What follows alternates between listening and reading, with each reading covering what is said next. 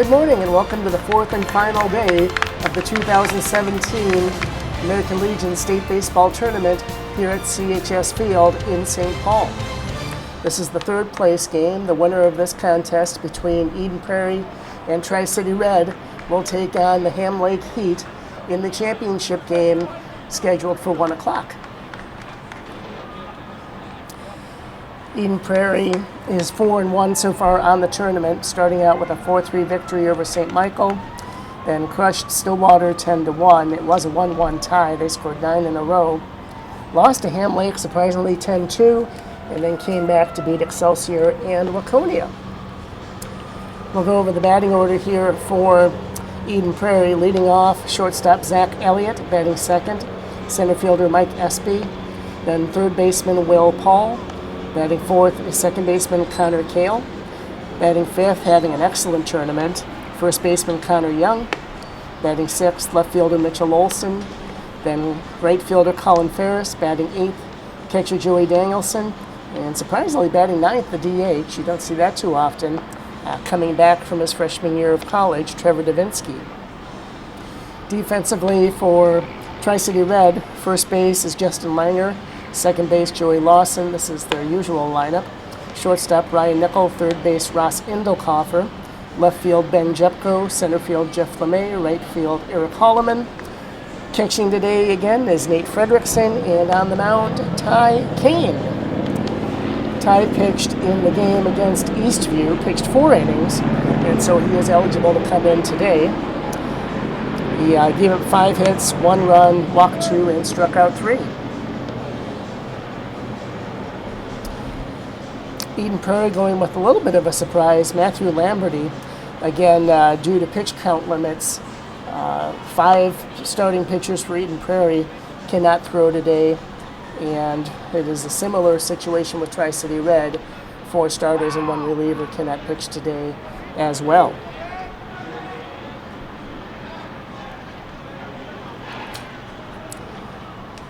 This is Zach Elliott.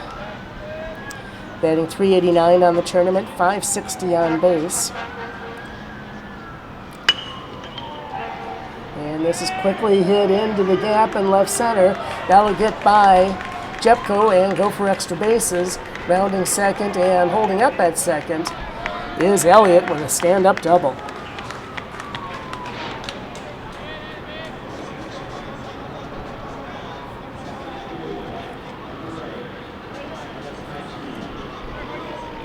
So this will bring up Mike Espy. He's having a whale of a tournament, .619 with a double and 2 runs batted in. His on base is .680.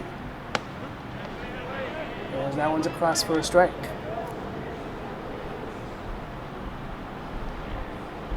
Elliott on the season was hitting .269, so he's really stumped it up here in the Legion State Tournament. Espy on the regular season hit .312.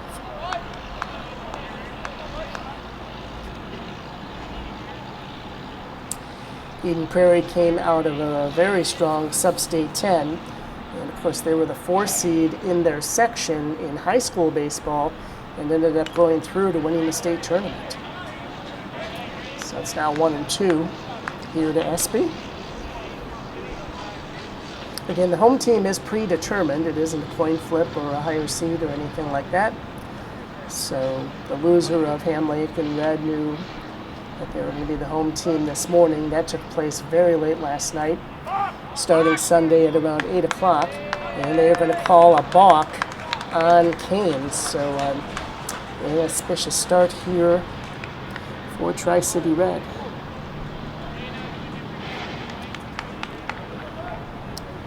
Red lost a tough one to Ham Lake, which is all of the Blaine High School kids, 4-3. And that balk ends up costing, well, Elliott would have gone to third on that anyway, but he ends up scoring on the 4-3 ground out, and Espy will get it a run batted in. Tri-City Red uncharacteristically made 4 errors in the winners bracket final. as that one's across for a strike. And that led to 3 unearned runs, which was certainly the difference in the game. This is slapped to left, a smart piece of hitting there by Will Paul.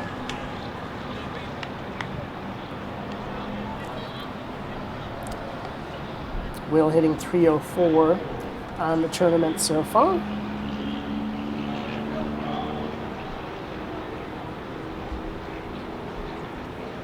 So this will bring up the cleanup hitter, Connor Kale. He leads the team with 7 runs batted in. Again, they've played 5 games so far in the tournament. Red has played 4, and this is going very deep into the corner. And that will score the second run of the game. And holding up that second is Connor Kale with a stand-up double.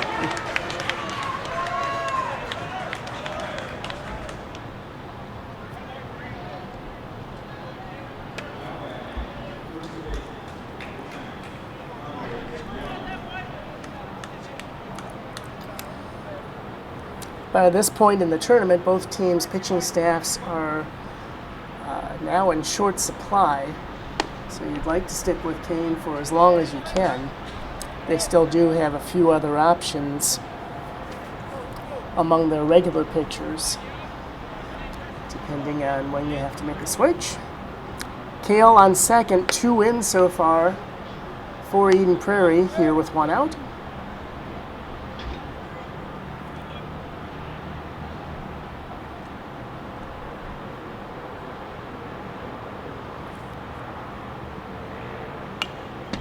It's fouled back to the screen.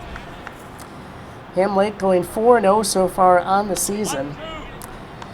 They started in the tournament. They started with a 9-0 victory over the Rochester Patriots and a big 14-5 win over Moorhead. And surprisingly dispatching Eden Prairie 10-2 before the 4-3 win over Tri-City. So a strikeout there. And there's 2 away to bring up Mitchell Olson.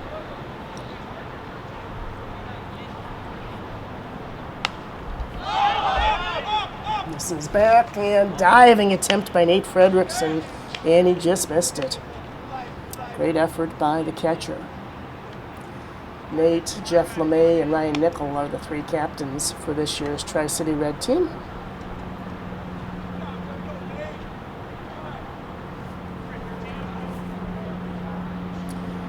Tri-City now 28-10 on the season. That includes the sub-state and the state tournament. The 0-1 pitch is fouled away, so King well ahead here.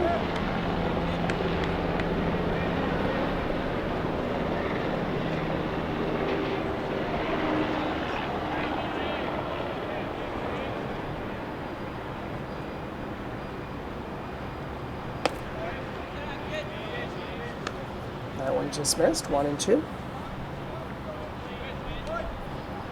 Tri-City Red started with an impressive 6-3 victory over Mankato National and beat Eastview handily 16-9 in a marathon game. That one high and outside, 2-2. And beat a very good Waconia team 4-1 before the loss to Ham Lake. Again, with the pitch count limits, both starting pitchers from Friday are unable to play today, as that one is fair and down the line. LeMay able to cut it off, but again, a stand-up double as Olson and Kale trade places, and it's 3-0 already.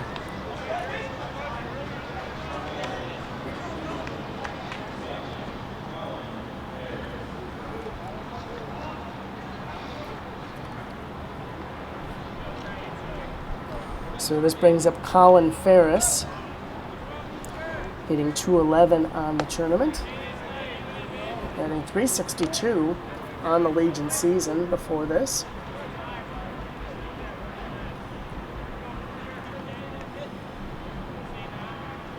Eden Prairie played their first games over at Siebert Field. Throw down to second, not in time.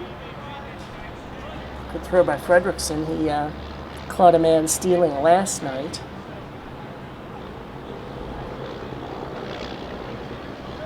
Fredrickson and LeMay both graduated in 2016, but are young enough to where they could come back this year.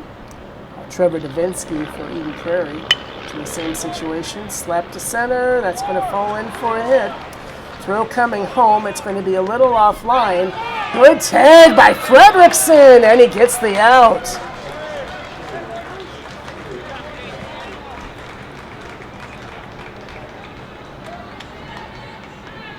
So a very big out at home plate. Otherwise, this inning would have kept on going, but still a lot of damage done. 3 runs on 5 hits for Eden Prairie. And so Tri-City Red will try and get back in this early, down as Elliott, Paul, and Kale all scored. So the batting order for Tri-City Red is a familiar one. Leading off, center fielder Jeff LeMay, then shortstop Ryan Nickel. Batting third, first baseman Justin Langer.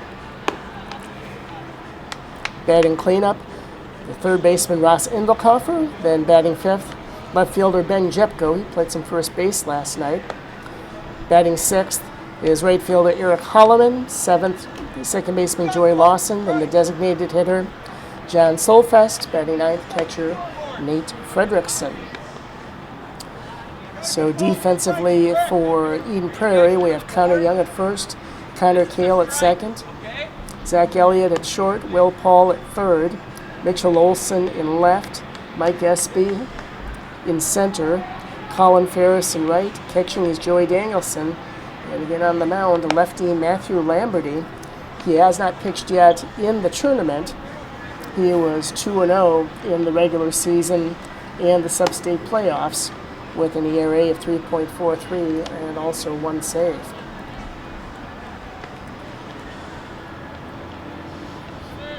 So Laconia, after the loss to Tri-City, beat Stillwater in extra innings in 11. Stillwater scored 1 in the top. Laconia scored 2 to win it.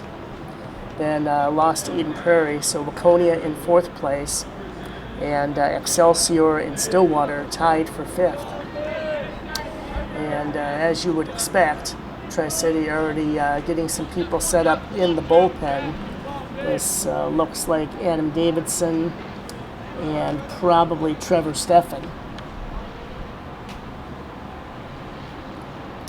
We can't afford to let Eden Prairie get too much of a lead. They have been probably the strongest program in the state for both high school and Legion ball for the past 5 years or so. That one outside to LeMay.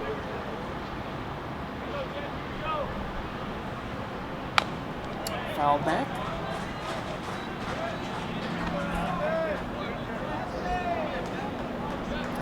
And Tri-City in the sub-state playoffs beat Tri-City Maroon and White Bear, and then ended up losing to Stillwater and then Forest Lake 20-9. Stillwater had a good state tournament all in all. Swing and a miss, 1 and 2.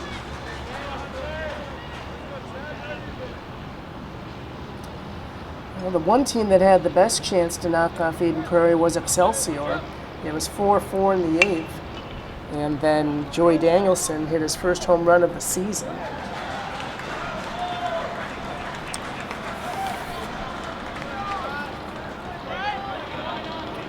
Great catch over in foul territory, and that's the first out of the inning.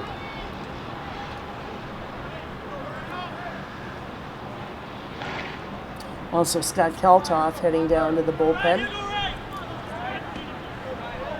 Again, he is one of the options for today. I don't think he's pitched as of yet.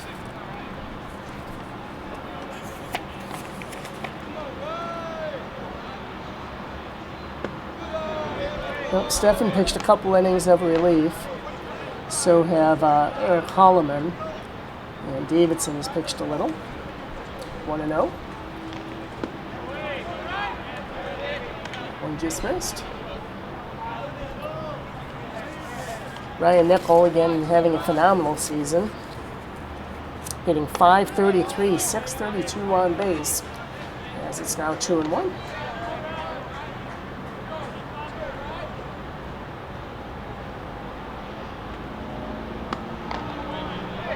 Ooh, outside corner.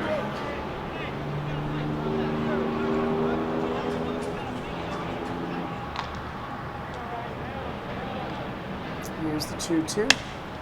Slapped by the shortstop and into left field.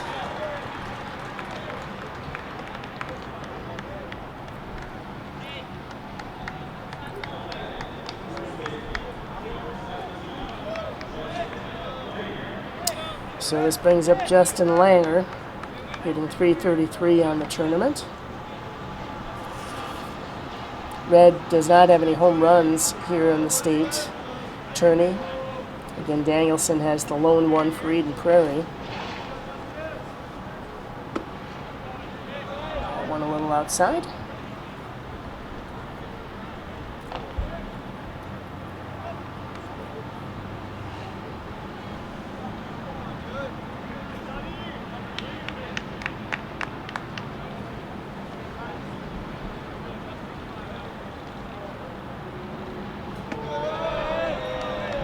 Just missed as well, 2-0.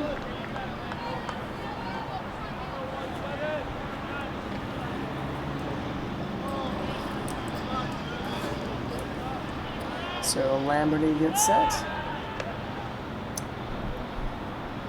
Nice move over to first. Again, that's much easier for a left-handed pitcher. We're going to have a quick little meeting on the mound.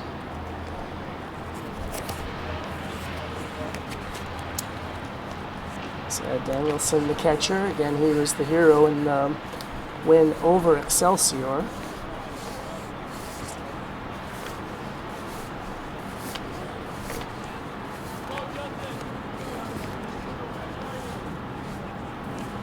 So here's the 2-0 delivery. Outside again.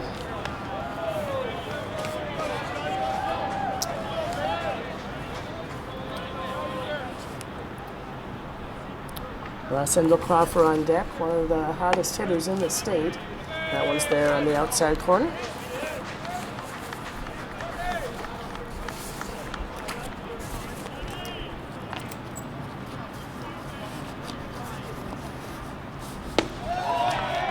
And the 3-1 pitch misses inside, ball 4. So now a good chance here for Endelkoffer with 2 men on.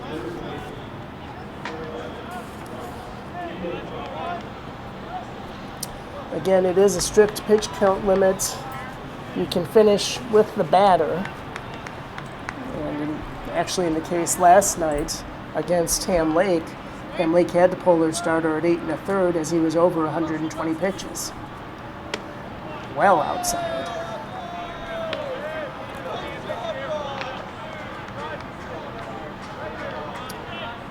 Considering both teams play an extended schedule, I was going to see if they played this year, and they did back on June 23rd. Runners are both going. Pitches outside. Double steal, and it works. Heads up base running by Tri-City Red as Joey Danielson thought about throwing to second, but then thought better of it. 2-0, and now 2 men in scoring position. High in the air. This is drifting, but it is playable. Pop-up catch dropped.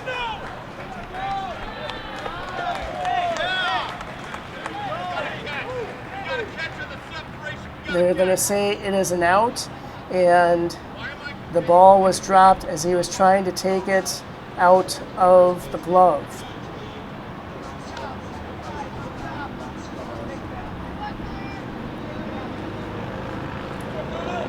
Well, a little controversy already as, again, we saw a phantom home run in the game against Eastview. It did not really hurt Tri-City Red. I don't blame Coach Anderson here. Again, it was in his glove, but it sure wasn't in there very long. That's, yeah, I evidently, the base umpire is not going to confer with the plate umpire. That's the plate umpire's discretion as far as if he wants to talk about it, I believe.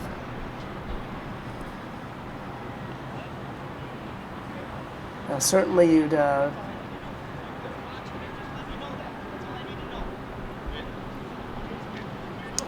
rather have Endicoffer back at the plate, but they are going to say it is an out. The ball was dropped on the transfer. Nickel does score, so it makes it 3-1. Hit sharply right at the first baseman by Jepko, and that will do it for an eventful first inning. 3-1 Eden Prairie after one. This is continuing coverage of the 2017 American Legion State Baseball Tournament.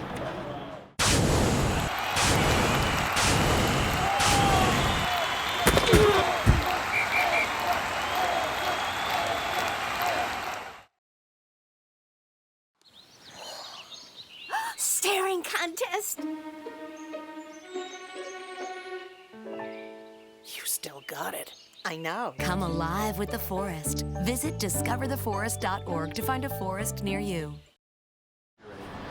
Well, we do already have a pitching change as Matt Harold will come in relief for Ty Kane. So Kane, unfortunately, with a tough first inning, that'll be it for the day. He gives up 3 runs on 5 hits, all earned, no walks, 1 strikeout. Harold only pitched 3 innings in the regular season and sub-state and did not give up a run.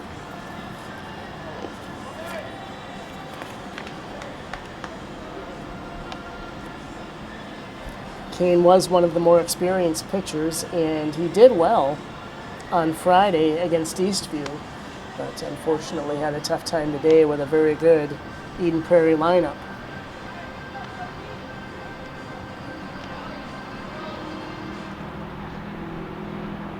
You don't see too many sacrifice 3 RBIs, but that'll be the case for Endicoffer. And again, a little bit of a controversial call there as drifting well back. He had already made a beautiful play on the one by LeMay. It was Connor Young.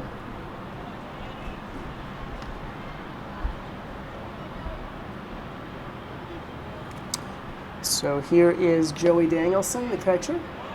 First pitch misses. So this puts Tri-City Red in a tough situation in that you have 8 more innings to go. And you're probably going to go through a good number of pitches. This one popped high in the air. Easy play there for Joey Lawson.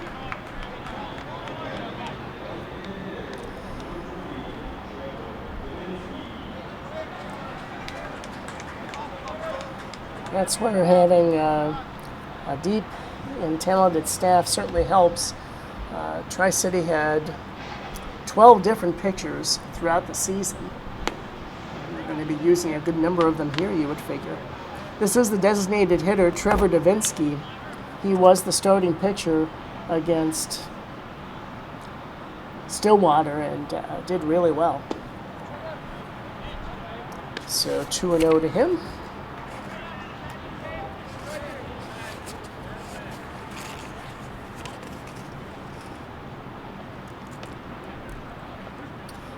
Now 2-1. Davinsky pitched a complete game. Only gave up 5 hits, 1 run, walked 2, and struck out 11. So he had a great game against Stillwater. Again, it was 1-1, and then Eden Prairie scored 9 straight to blow it open. Very high in the air, ranging in is Langer. Camps under it, makes the play. So quickly 2 away, and now back to the top of the order in Zach Elliott, the shortstop. He had a double to the left center gap, advanced to third on a balk, and then scored on a ground out.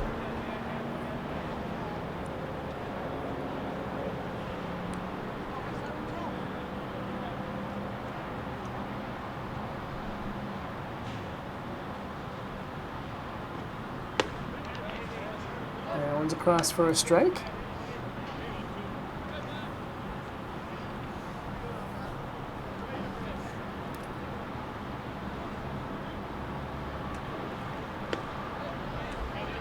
Just missing the outside corner. Holloman, Lawson, and Solfest, the scheduled hitters for Red in the bottom of the second. Solfest, the DH. This is looping foul. So now 1-2.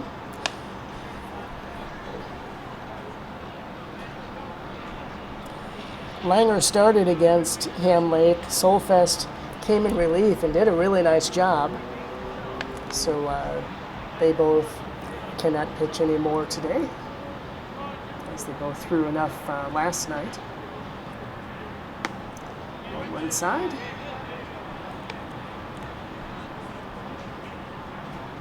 And a big play at the end of the top of the first. Yeah, it was a great throw from LeMay to Fredrickson. It was a little offline, but Fredrickson applying the tag beautifully and got Mitchell Olson trying to score from second, as we now have a full count.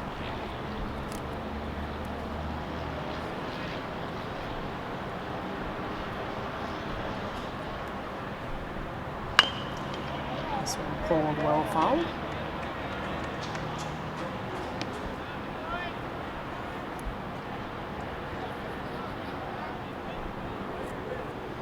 The grounds crew here at CHS always doing a great job. They were here bright and early this morning.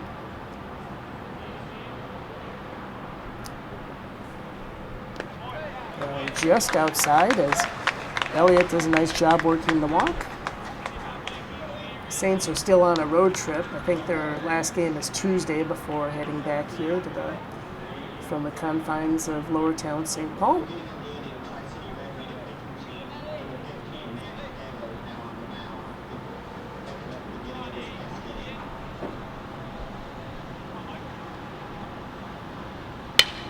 This one hit sharply to short. Nice play and the throw over to second. And good work by Matt Harold to get out of the second. No runs, no hits.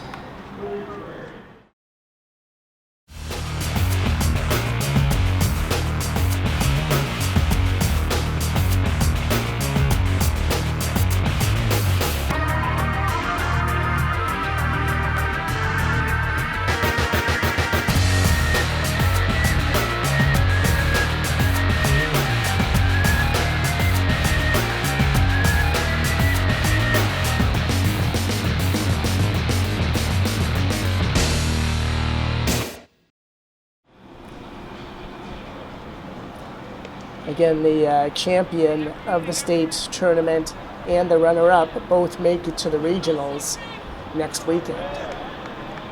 Actually, I think it starts earlier, probably on Thursday or Friday, as you have teams from around the upper Midwest. That one a little outside.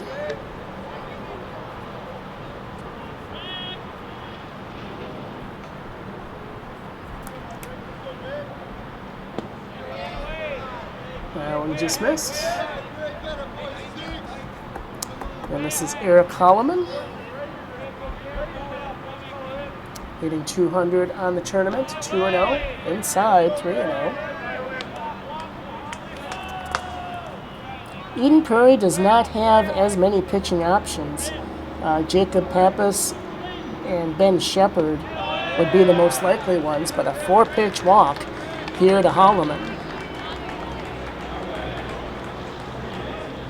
I was surprised in the Sunday night game, Tri-City actually put on a sacrifice bunt with 1 out to move the runner to third, but unfortunately he was stranded there. This brings up Joey Lawson, on base 375 on the tourney.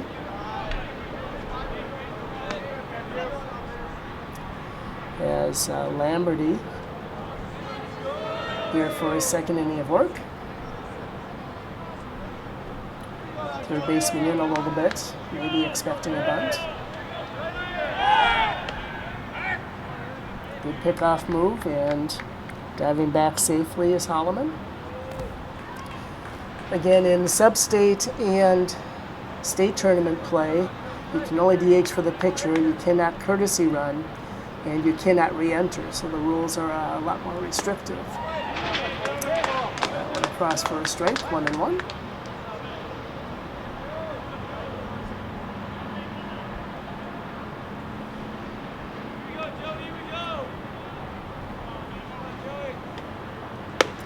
Outside, 2-1. And Eden Prairie's had tremendous success, which is not surprising considering they have over 4,000 students, both in state and Legion ball. And of course, legendary in football as that one's fouled back to the screen.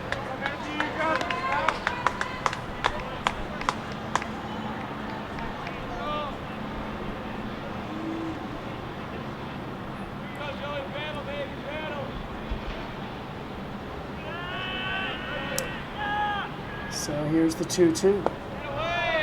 Just low, full count. It's a nice ceremony on Friday night for the 1999 national champion Tri-City Red team. That was one of the last ones that had Mounds View and Irondale together. This is slicing in right field, ranging over, and unable to make the play was Ferris in a good diving attempt. Steve Graisley, who was their best pitcher, 18-2 with 10 saves, which is remarkable.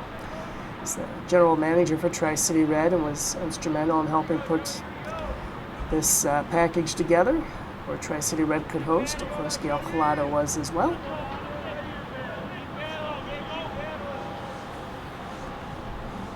Well outside, back-to-back walks. Good job by Lawson there to work the full count. And now first and second to bring up Solfest. He's hitting 200 on the tournament, 333 on base. So we have a little conference on the mound. Nobody is warming up yet for Eden Prairie, which would lead me to believe that Lamberty's going to be out there for a while. And also the possibility of bringing in a position player to pitch,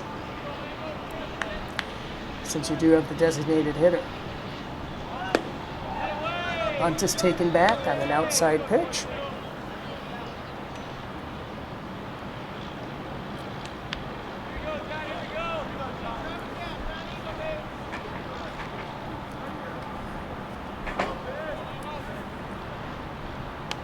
Ooh, offers again and should have taken that one. That was outside. So it's now 1-1. I think just as I say that, here head down 4 Eden Prairie players down to the visiting bullpen. Looks like Joey Green among others. Joey Green, Jacob Pappas, who we expected, Grant Randall, and Ben Shepard.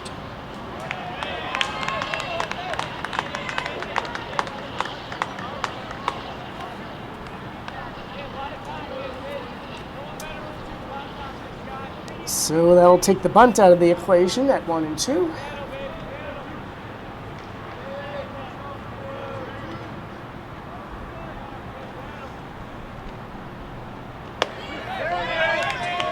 Call, strike, 3.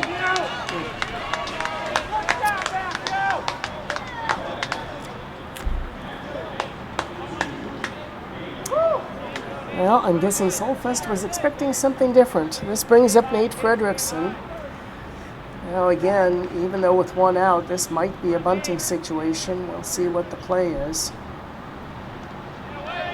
It gets by him. Now you don't have to bunt.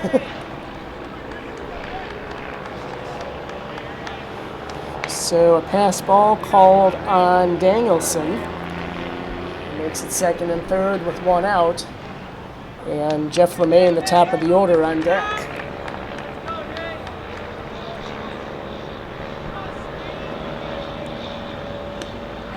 That one is outside as well.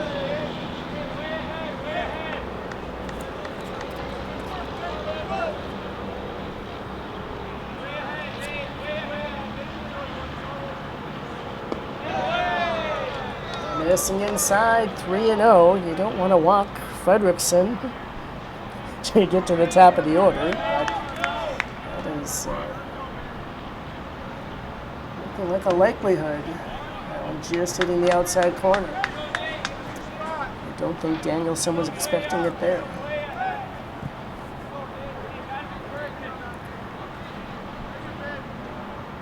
Yep. 3 walks in the inning to load the bases, and this now brings up Jeff LeMay. Again, he hit a foul ball that just, I thought it was going to reach the seats. That's why I didn't see anything early, but an excellent play by Connor Young, as he's made 2 of them, as we're going to have one of the coaches come in. The coach is Scott Hackett. Assistants are Andrew Phillips and John Boutain.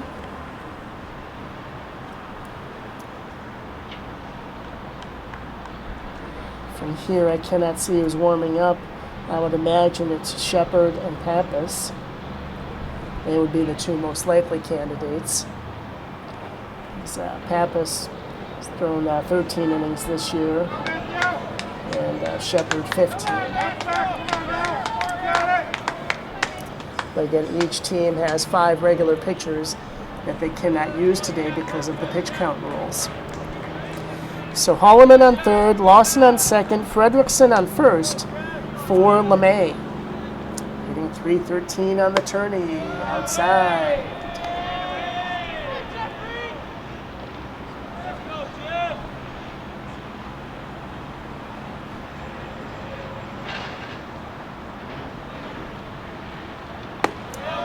Outside and high, 2-0.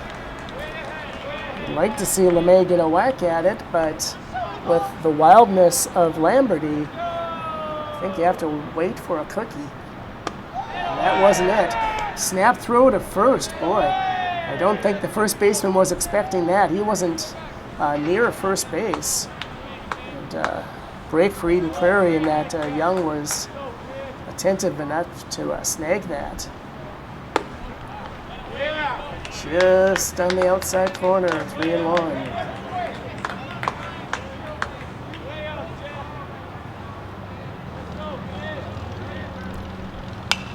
This one's fouled out of play for a full count.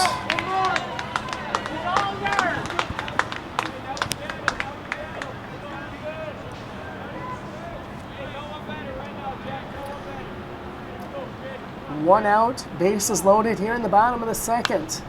Fouled away again.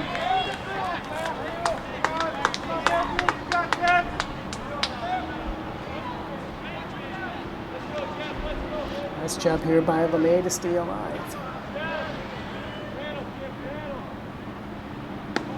Inside, ball 4. He'll get a run batted in on the walk, the 4th of the inning. And this brings up Ryan Nickel. He has the lone hit of the game for Red, although we're only in the second inning. A nice shot between short and third. He then stole third on the double steal and scored. And we are going to have a pitching change.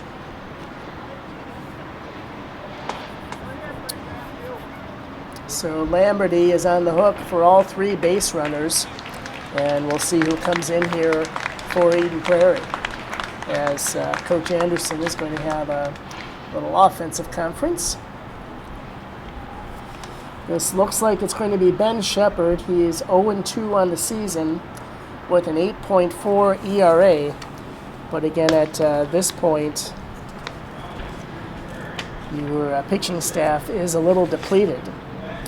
He has thrown 3 innings on the tournament in 2 games with a save, gave up 3 hits and struck out 1.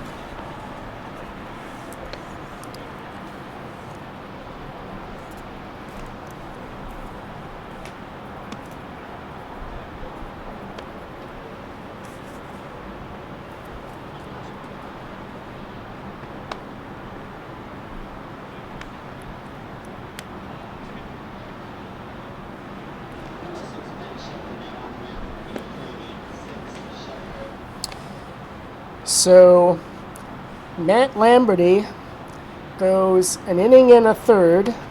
So far has given up 2 runs, both earned, 1 hit, 1 strikeout, and 5 bases on balls.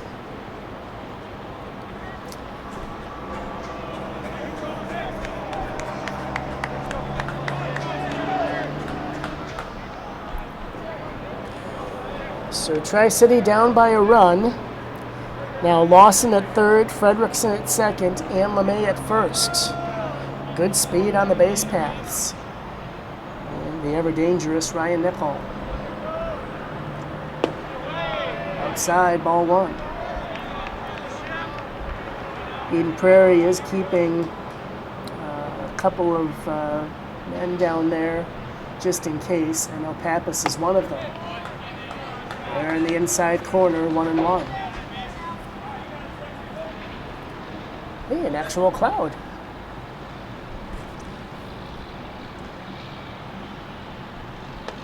Well outside, 2-1.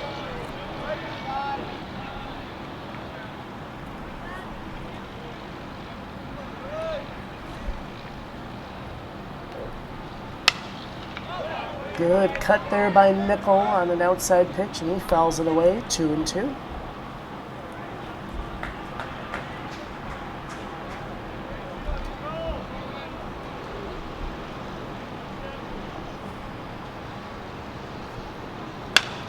Hit up the middle. Good diving play by the shortstop. Steps on second for 1. The throw. Good stop by Young. If that had gotten by him, I think Fredrickson would have had an excellent shot at scoring, but Connor Young's made some beautiful plays there at first base.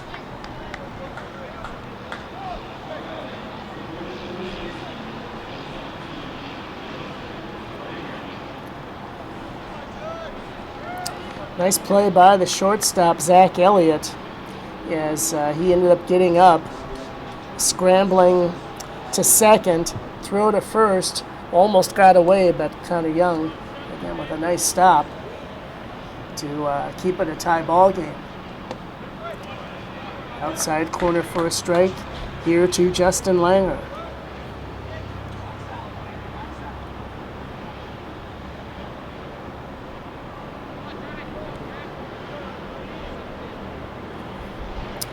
Again, Langer had a great regular season and a good state tournament here so far as well.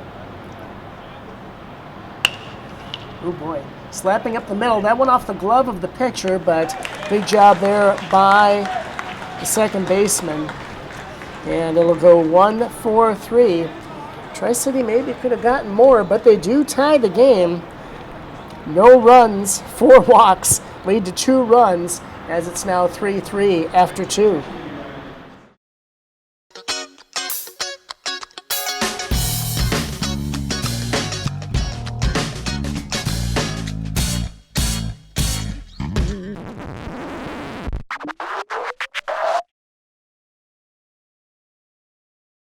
Top of the third, 3-3. As Eden Prairie with 3 in the first, Tri-City with 1 in the first and 2 in the second. This will bring up the 3, 4, 5 hitters for Eden Prairie. Will Paul, who singled and scored. Connor Kale, who had a booming double down the left field line. He eventually scored. And then Connor Young, who's been playing like Lou Gehrig over there at first base.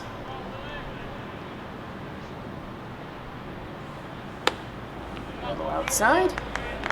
Again, this is Harold's second inning of work. He came in to start the second. Only gave up a walk. On a little outside, 3-0.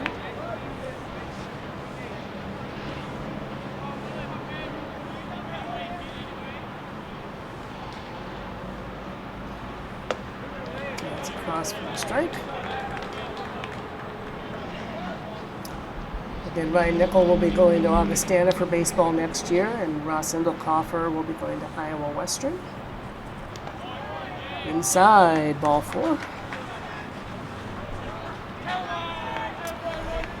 Well, Tri-City Red with 5 walks and Eden Prairie with a couple.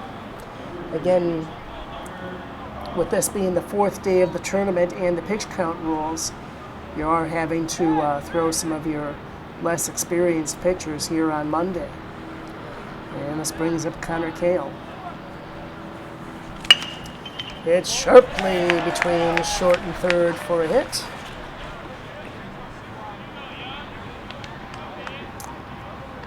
So now Kale 2 for 2. He was struggling a little bit in the tournament at 211, but he's certainly picked it up today.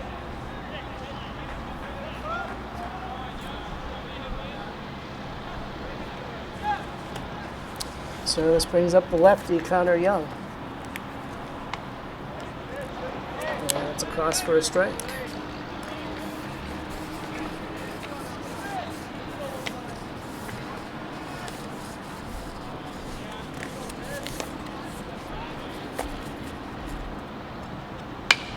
This one hit into right. Holloman thought about coming in to try and make a play on it, but instead he'll play it on a hop. And so now the base is loaded with nobody out here in the 3rd. Through the games on Saturday, Mike Espy was leading the tournament with a .667 batting average.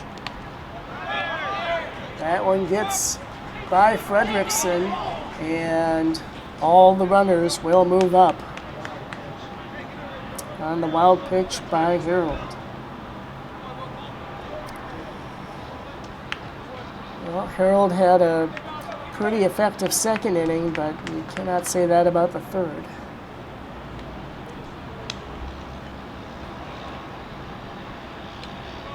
Ross Indlekoffer tied for 8th at 500 with a few other players.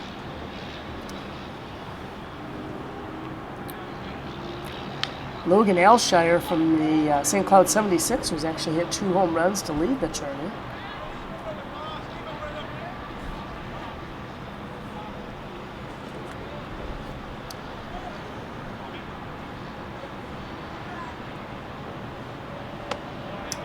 High and inside.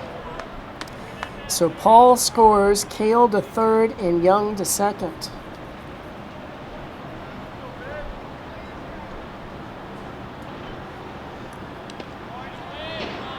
Good stop there by Fredrickson on a tough one, as it's now 3-1.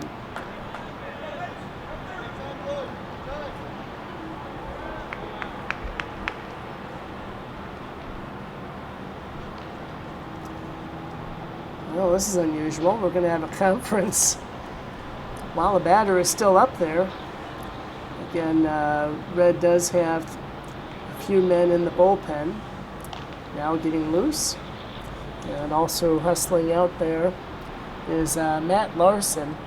Now again, he cannot pitch today. As far as I know, he threw enough in the Mankato game.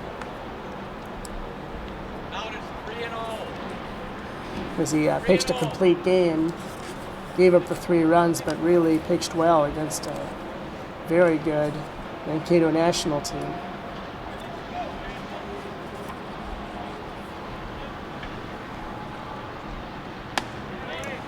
Outside corner.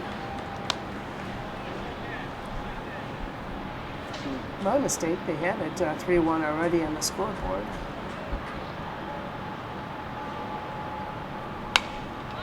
Foul back. That's a moot point now.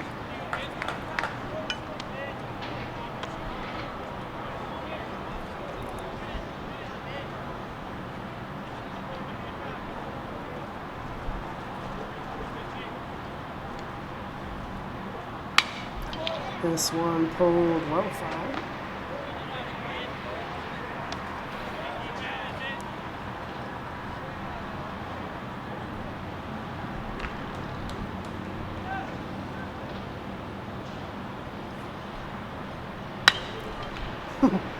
It's pulled even further. Into the picnic area. Mitchell Olsen again had that big double down the third baseline, which scored a run. He ended up getting thrown out at home on the hit by Colin Ferris.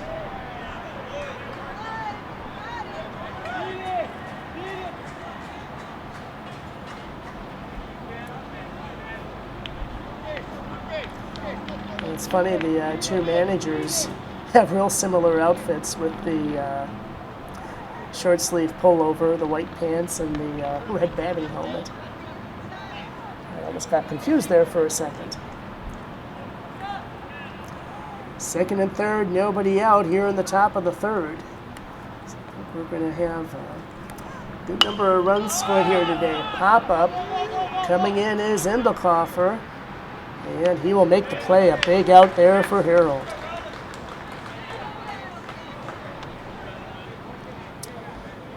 So this brings up Ferris. He had a nice base hit to short left field. Excuse me, short center field. And then that led to the out at home plate.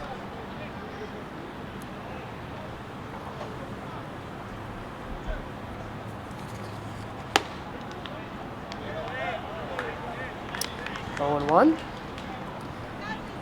Ferris hitting .211 on the tournament.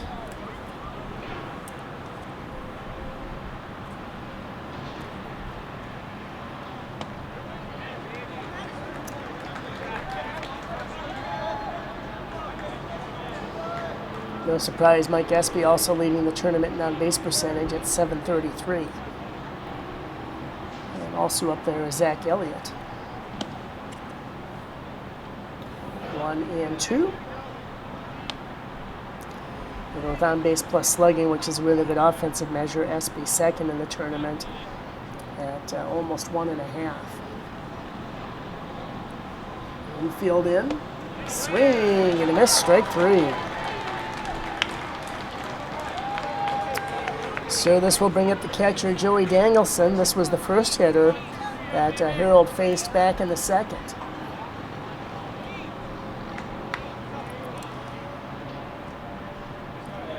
Stolen base leader, I remember from high school, Thomas Brucian from Stillwater. High in the air, center field, ranging in is LeMay, and he'll make the play. So that certainly could have been a lot worse. 3 base runners reach, and only 1 scores on the wild pitch. So 4 runs, 7 hits, no errors for Eden Prairie. 3 runs, 1 hit, no errors so far for Tri-City. It is a first down. It's a 10-yard gain.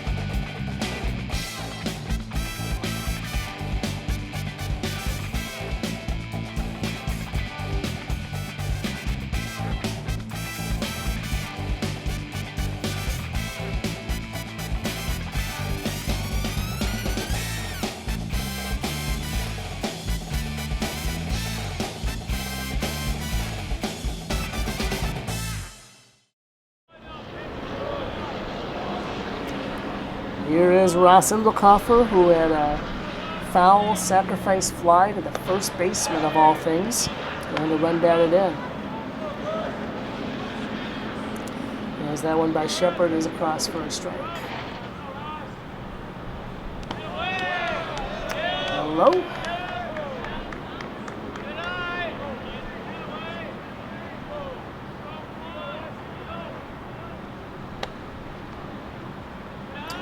Nice job by Endelkoffer to hold up his swing. Yes, it's now 2-1. The games got pushed back a bit yesterday because of that 11-inning affair between Laconia and Stillwater. Outside corner, 2-2. So the Ham Lake Tri-City game didn't start until almost 8 o'clock, about an hour behind. Good cut there, foul to the screen. Then the championship is scheduled for 1 o'clock, the winner of this game against Ham Lake. Hit sharply to left field, and that gets by the left fielder. A diving attempt by Olson. Endelkoffer will go into second. He's going to hold up at third. Smart move. And a stand-up double.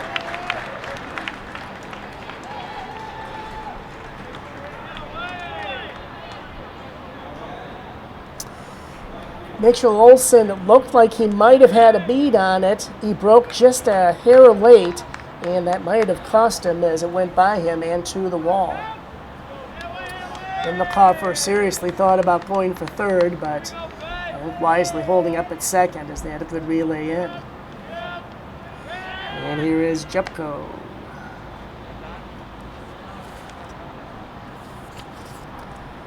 Ben Jepko hitting .313 on the tournament and hit .365. Very strong in the regular season and sub-state. Eden Prairie 22-9 on the season. Tri-City Red 25-9. That was actually going into play here, so they are now 28-10.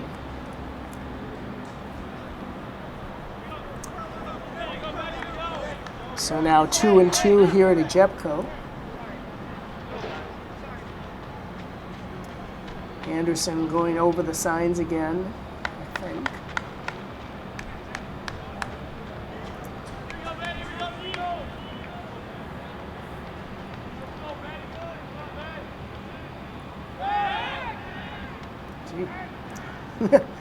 Well, that was a pretty deliberate pickoff move.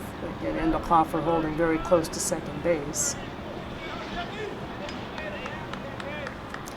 In the worst case scenario, you'd like to see Jepko maybe hit it to the right side of the infield, and that way you can move up Endelkoffer. And now we have a full count.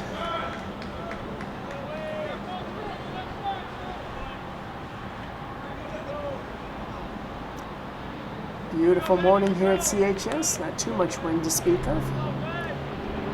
What there is blowing a little bit in. All right, now it's a full count. Whoever is running the scoreboard has got me mixed up.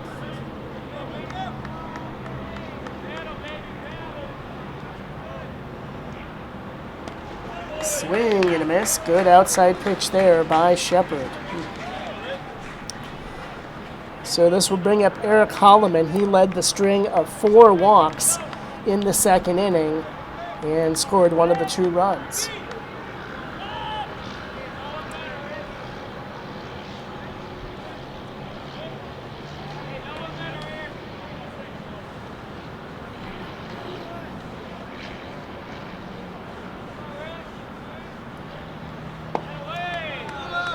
Inside.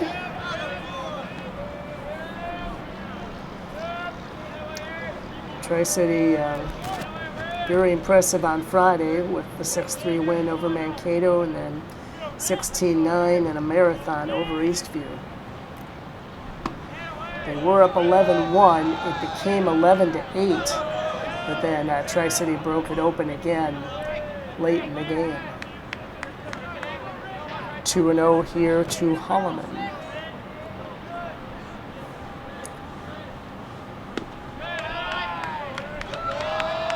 That one was low.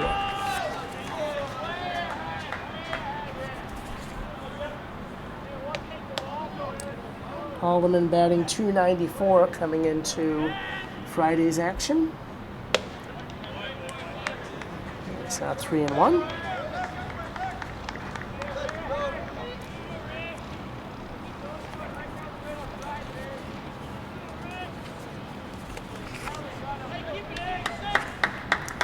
Shepard did pitch earlier in the tournament, so actually he's pitched on a couple occasions. So they might have to pull him earlier than expected, again because of the pitch count rules.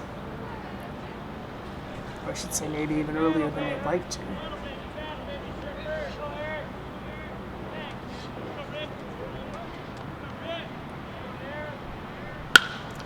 Hit sharply. Good stop by the shortstop. Throw to third. Oh, boy. Endicoffer going on the play. And the throw to third base, that was the only play that the shortstop had. And it was close. But evidently, Paul got the tag down in time to get Endicoffer.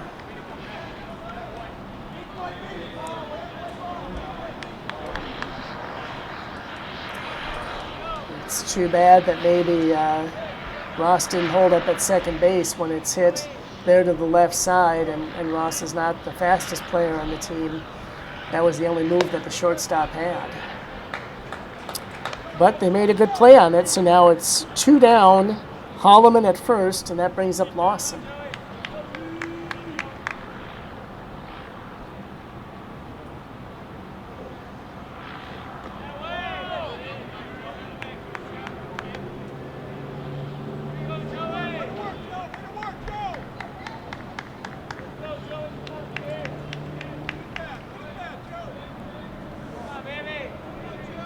So 2-0 here to Lawson. He also walked in the second. Hit by the pitcher. Good play by the second baseman. And that will do it. As Red threatens with the leadoff double but does not score. It is 4-3 Eden Prairie after 3. Most party fouls are pretty dumb. But if you decide to drink and drive underage, you could lose your license and your freedom. Underage drinking and driving, the ultimate party foul.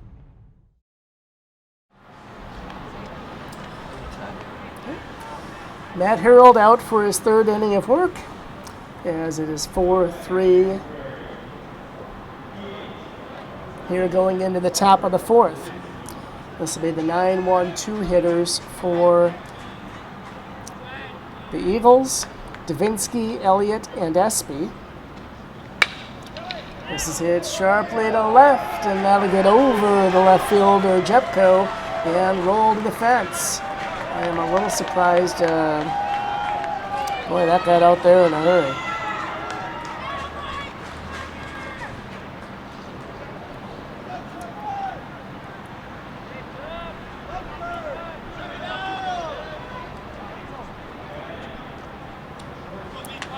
So this brings up the very dangerous top of the order, Zach Elliott. He doubled and scored in the first and walked in the second. That's across for a strike.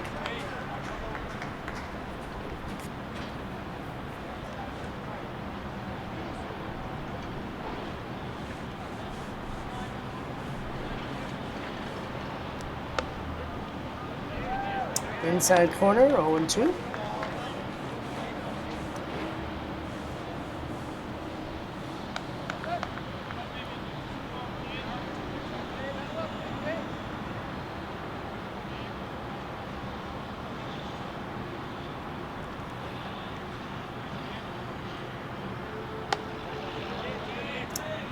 A little high and outside, likely a waste pitch.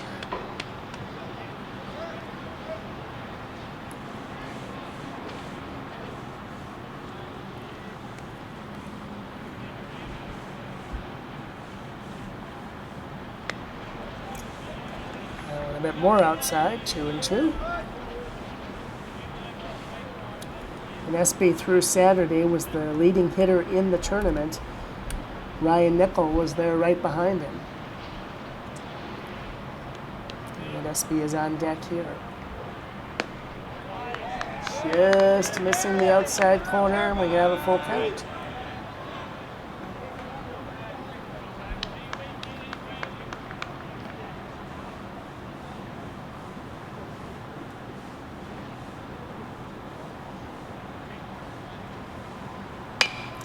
Hit sharply, just foul. Oh boy, was that close.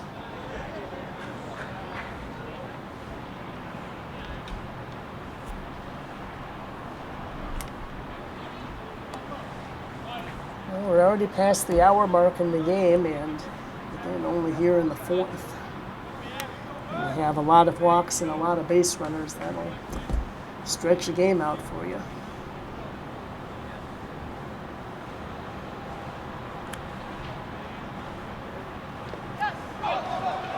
Swing and a miss. Fredrickson will throw to first and just barely get Elliott. And a good recovery by Fredrickson. He is an excellent defensive catcher.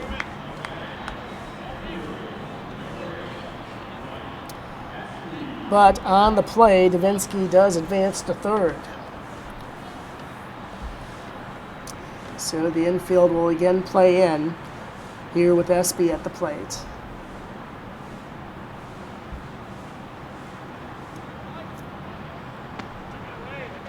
Good off-speed pitch across for a strike.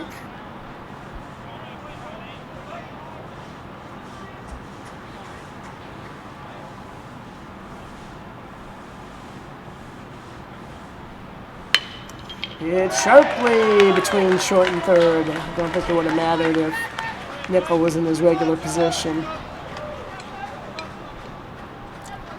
So the second run batted in for Espy as he continues is very hot hitting over the past 4 days.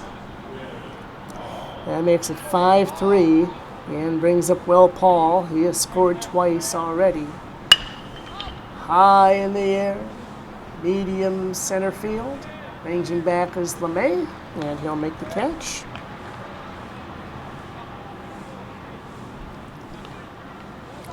So 2 outs here in the fourth. That'll bring up Connor Kale. He is 2 for 2. A double and a run scored in the first. And a nice base hit single by Endelkoffer in the third. Runners going. Fredrickson with a throw down. One hop. Good backup there by Nickel as Lawson couldn't quite hang on to it. So a stolen base for Espy. That is his 4th on the tournament. They do not list stolen bases from the regular season. I would imagine he's probably the team leader.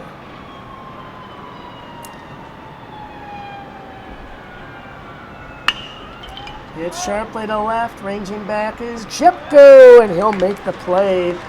Not too far from the warning track. So Kale hit it hard, but at Jepko, and Tri-City Red thankfully gets out of the fourth, only giving up a run. Here's a first down. It's a 10-yard gain. Welcome to the 25th annual Rose Fest Parade. Welcome to this edition of the North Suburban Beat. Hello and welcome to New Brighton Now. This is the show about the people, places, and events in the city of New Brighton.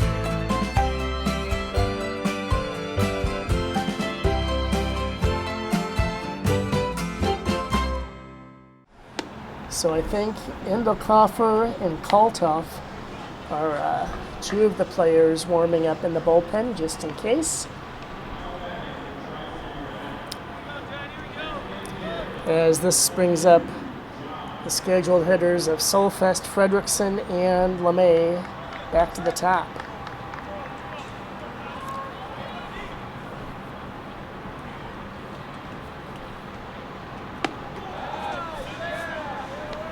Ball 1.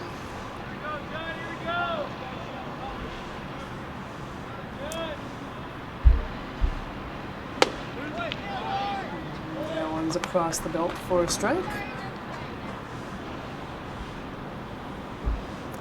We've had the pleasure here of covering games at CHS for a few years now, since the move over from Midway.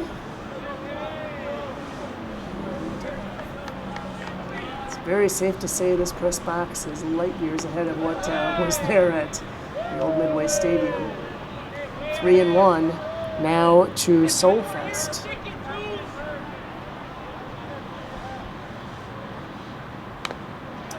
Good cut there as Solfest got a piece of it.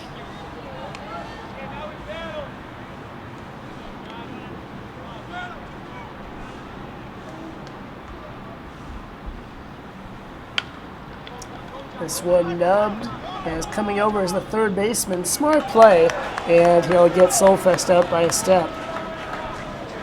That's a lot easier play for Paul coming over than it would have been for Elliott. So one away for Nate Fredrickson.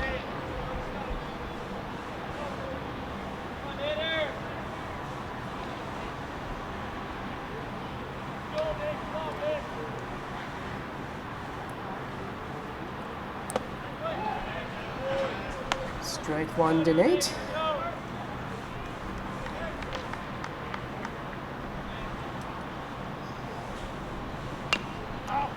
Fouled off his foot.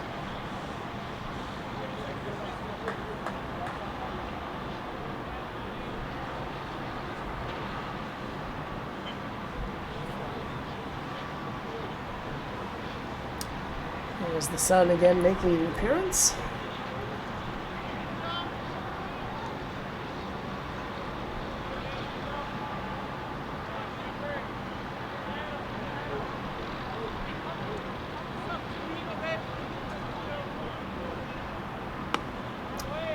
Well outside, 1-2.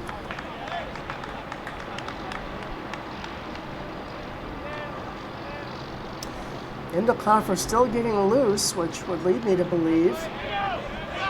Good job by Fredrickson to just hold up. He might be coming in the fifth. So then we need a new third baseman.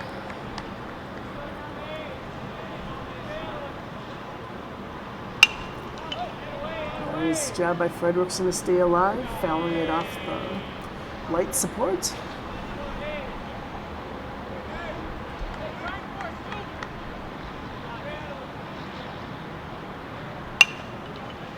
And pretty much the same thing.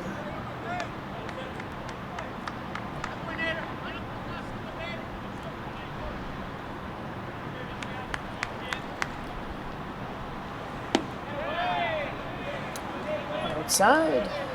So a full count here to Fredrickson. LeMay on deck.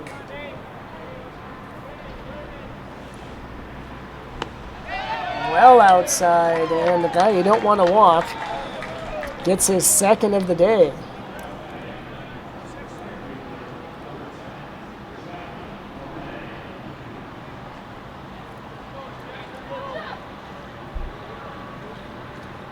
Looks as though we're going to have cloud cover here for a bit. Nice change of pace. LeMay fouled out in the first on that great play by Young and got a walk and an RBI in the second.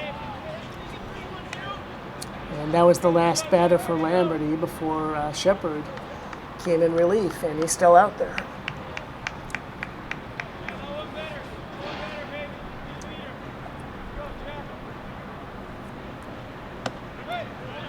Outside corner for a strike, 0-2.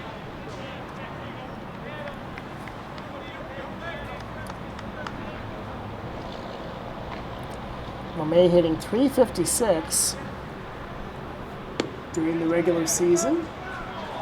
He did just barely hold up.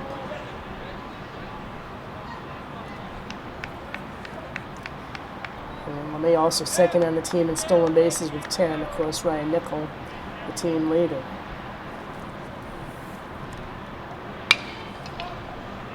And this will be an easy play for the second baseman.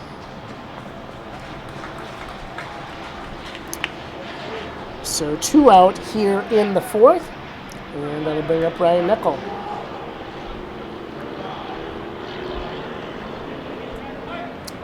So Endicoffer will jog back in as he is up third this inning, should they get to him.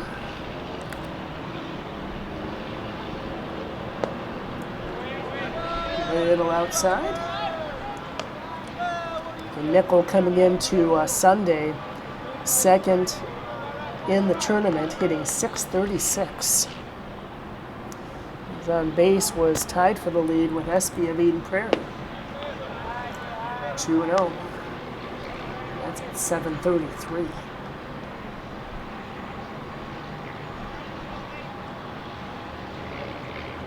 2 outs here in the bottom of the 4th. Eden Prairie now leading by 2. Langer on deck.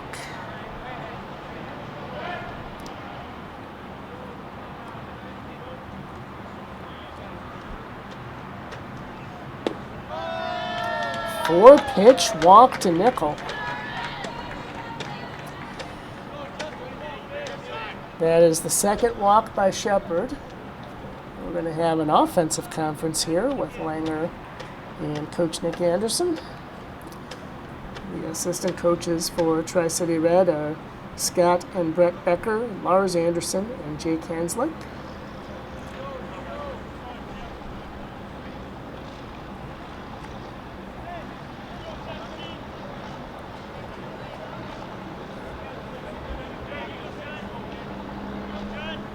So Fredrickson on second, Nickel on first, here with 2 outs in the 4th. That's a cross for a strike. Langer walked in the first and then was out 1-4-3 in the second as it went off the pitcher's glove.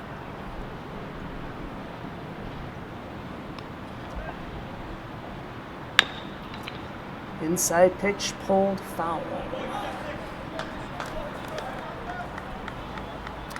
Langer hitting .427 on the season, led the team with 38 runs batted in. And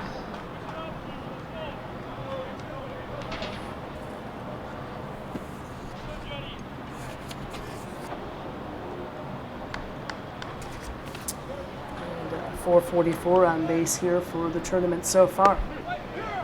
Oh boy, called strike 3 on the inside corner, and Tri-City leaves a couple men on base.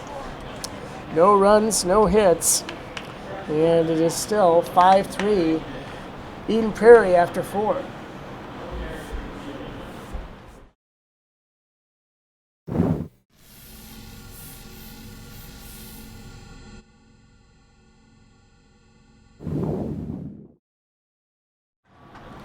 This brings up the 5, 6, 7 hitters for Eden Prairie, Young, Olson, and Ferris.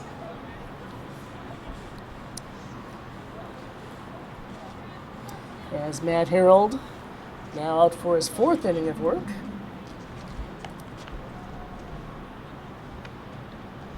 Hoping maybe he can throw one more inning here.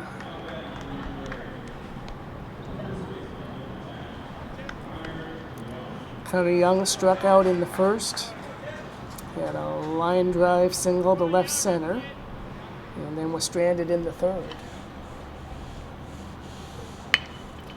An excuse me swing, but right there to Langer, and an easy play.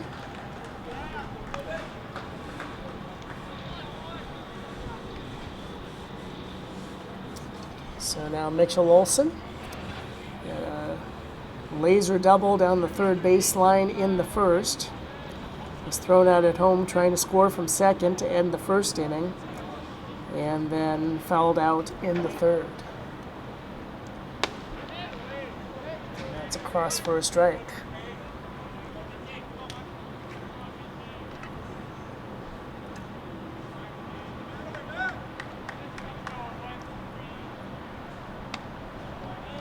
Outside, 1-1.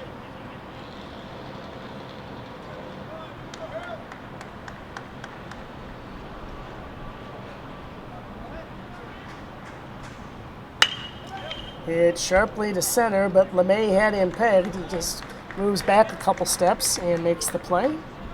Straightaway center field.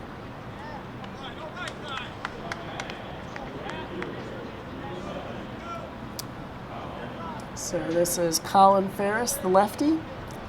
He had a base hit to the outfield in the 1st and struck out in the 3rd.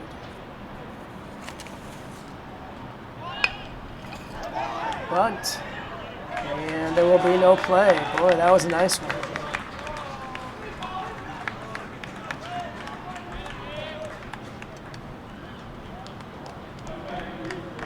So an infield single. Ferris now 2 for 3. Again, 10 hits for Eden Prairie, only 2 for Tri-City, but they still only trail by 2.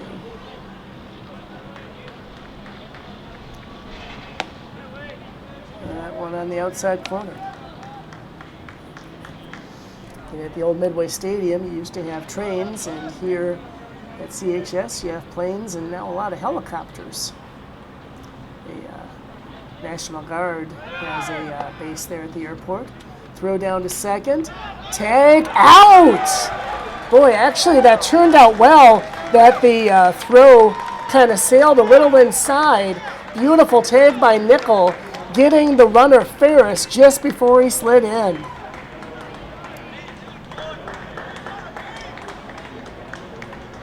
So Danielson will lead off the sixth as the third out on the base paths.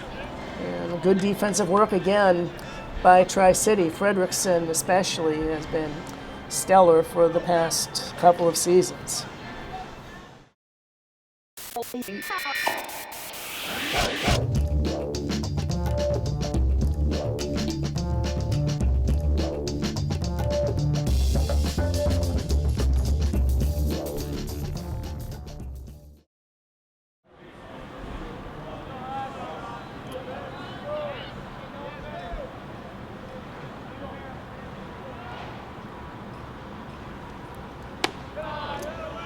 High, ball one. Nobody left in the Eden Prairie bullpen. Tri-City still has some people out there. Again, probably be using them sooner rather than later. But Harold has done a very nice job in relief, giving up just the 2 runs in 4 innings. As BP scored 3 in the first, 2 and 1 here to Endicoffer. It's sharply to second, and an easy play there for Kale over to Young. That was a little surprising. Normally Ross a pull hitter, but he is now 1 for 2 on the day, and that'll bring up Ben Jepko.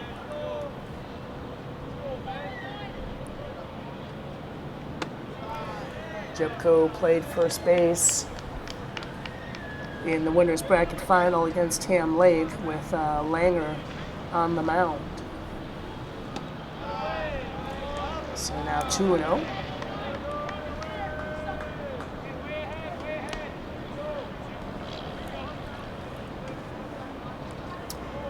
Many nice features here about CHS Field, especially the open concourse. You can walk all around the ballpark and still see the game as you're going, except if you're behind the batter's eye.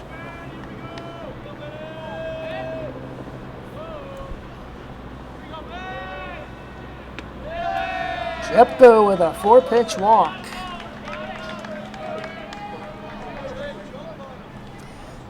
The 8th walk of the game for Tri-City, but only 2 of those have scored so far. Usually percentages are a little better than that.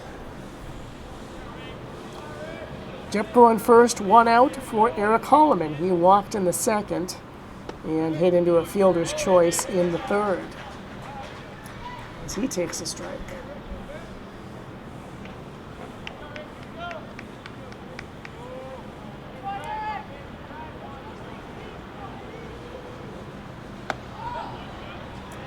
Now 0-2. When Ham Lake beat Eden Prairie 10-2 in the semis, Ham Lake scored in 6 of the 9 innings. Actually, it would have been 6 of the 8. They were the home team. That one misses and gets by the catcher, and so strolling into second on the wild pitch is Jepko. And then Eden Prairie storming through the losers bracket, beating Excelsior and Laconia both on Sunday. Tri-City played 2 on Friday, 1 on Saturday, and then 1 on Sunday. Well outside.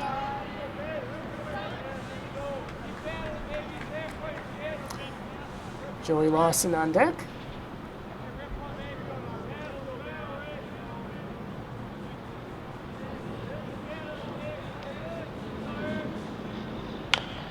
This one pulled foul.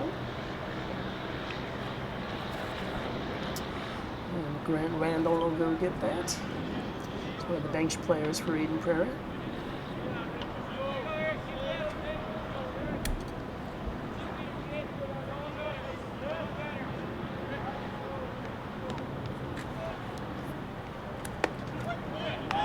Called strike 3.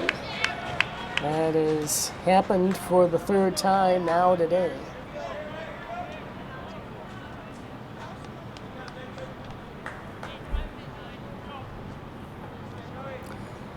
Two outs, runner on second. It is sometimes tough when you're hitting when there have been so many walks. This one hit over the second baseman and into right field. Rounding third, heading for home is Jepko, as bobbling it in right was Ferris, but he would have scored anyway.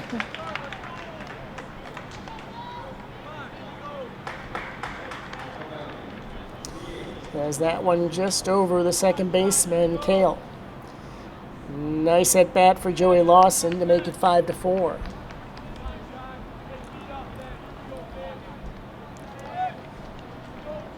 Two outs, Lawson on first for John Solfest.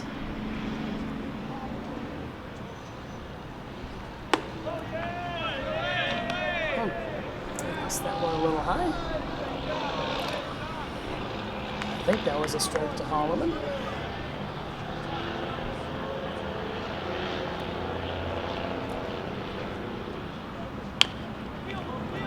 This one hit slowly down the third base line. Easy play over, although the throw wasn't exactly on line. It's the second time that's happened to Solfest. Tri-City does get one run on one hit, however, so they close the gap to 1. It's 5-4 after 5. This is CTV Sports coverage of the 2017 American Legion State Tournament.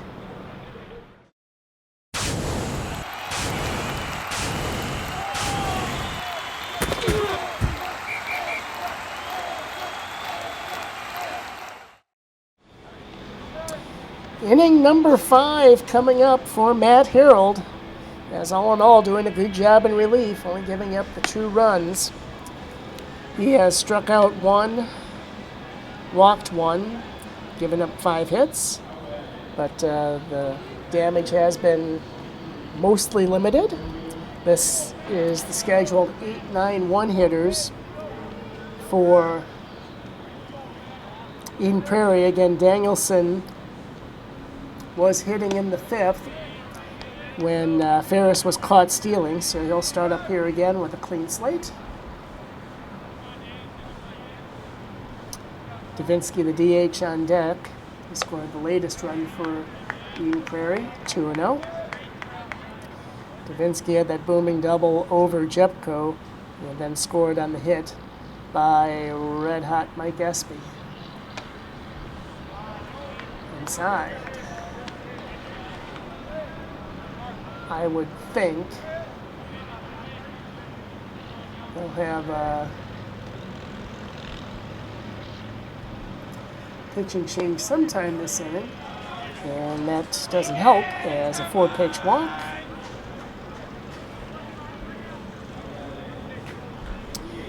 So this brings up Davinsky.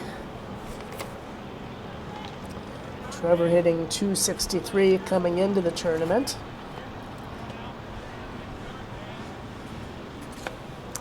He got his first hit of the tourney earlier today.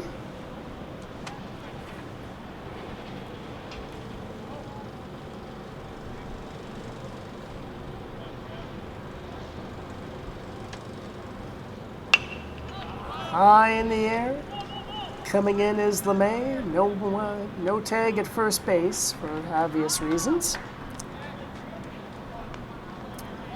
So back to the very dangerous top of the order in Zach Elliott. He doubled, walked, and struck out in the 4th and was thrown out on a real nice play by Fredrickson on the 2-3 putout. He is very quick behind the plate. Hit sharply, coming in is LeMay, and he makes the play. Strong throw back to first. Good job there by Langer to just knock the ball down.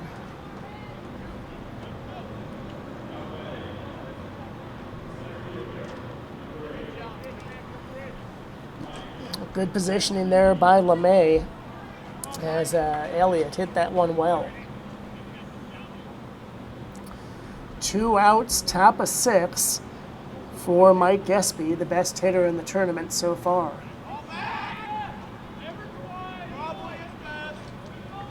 And an RBI in the first. Hit hard into a fielder's choice in the second, and an RBI single in the fourth. This is crunched, but going back is Jepko in the left center field gap, and he makes the play.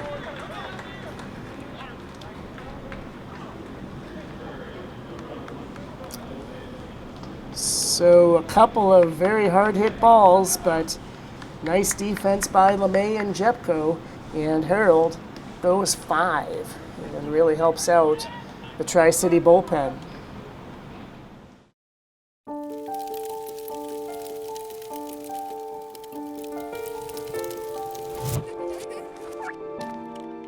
Did you know parking over tall, dry grass can spark a wildfire? Only you can prevent wildfires.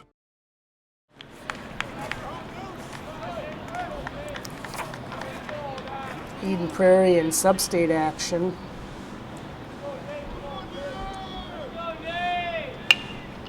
This one hit slowly. Good play by the third baseman, and over in time to get Nate Fredrickson.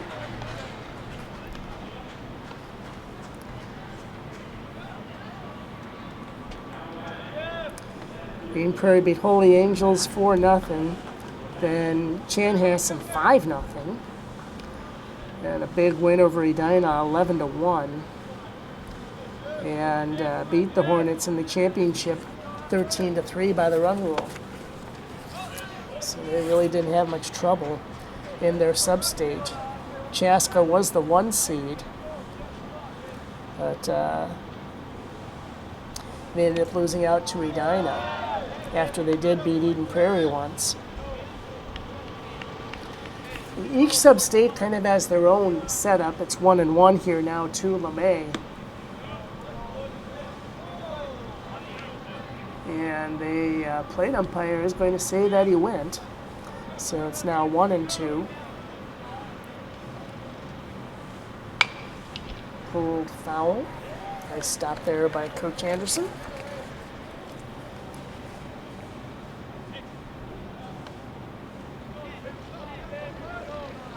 Eden Prairie was 3-0, but yet they had to play Chaska, who had lost once. Some sections have really bizarre setups. Fouled at the plate. Good job by LeMay to stay alive here at 1-2. It's a nice setup on the berm behind the left field fence and the bullpens. A few fans there enjoying the shade.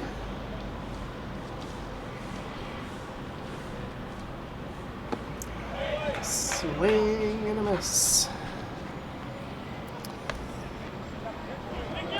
There's LeMay uncharacteristically 0 for 3.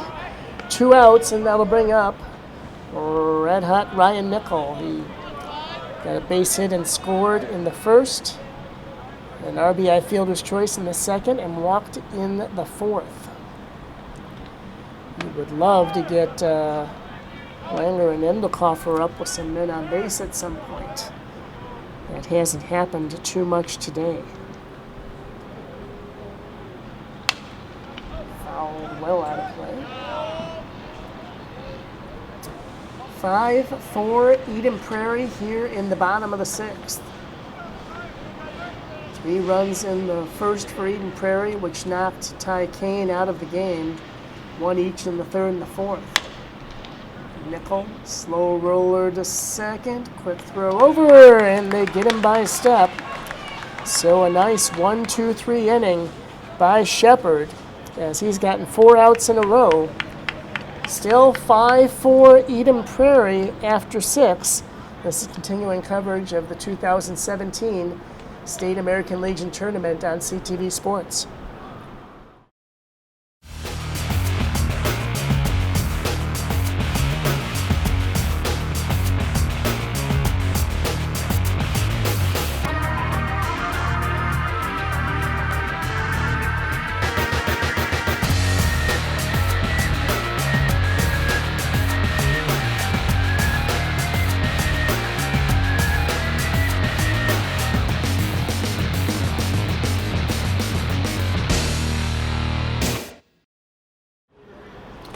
5-4 Eden Prairie, top of 7. This will bring up Will Paul. He is the only gentleman to score 2 runs today, once in the first, once in the third. He has reached twice. Fakes a bunt, draws it back for a strike. Base hit in the first, walk in the third, and a shot to medium deep center field in the fourth.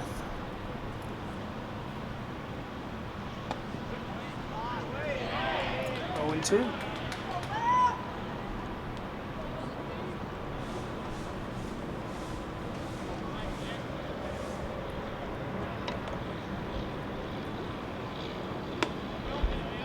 And just outside.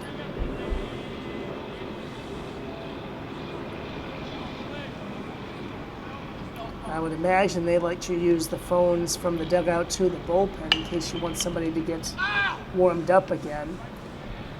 Nobody there for Eden Prairie. Tri-City has a few players out there, including Davidson, but they haven't warmed up for a while. As it's 1-2 here to Paul.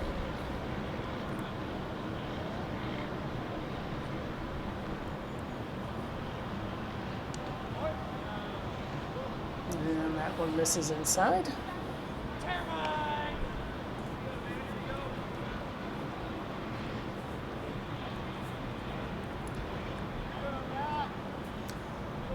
So again, we go 9 here. It's 7 during the regular season. That one high.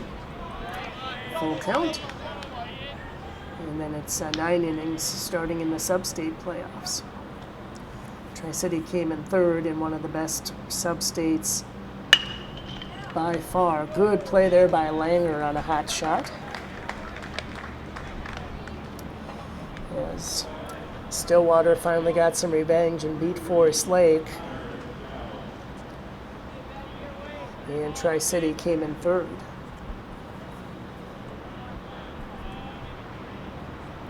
Tri-City Maroon gave Red all they could handle in a suspended game before losing on a walk-off grand slam, of all things, by Ross Endelkoff for his second home run of the game. He knocked in 6 of the 7 runs.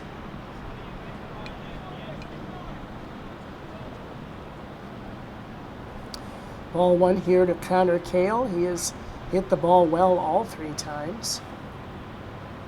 2 for 3. High in the air, ranging in is LeMay. He will make the play.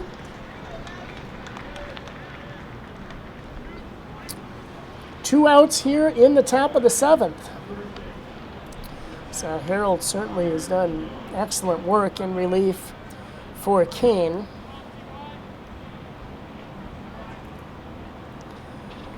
Red has left 7 men on base, which has hurt them a bit. Eden Prairie has only left 4 on. Outside.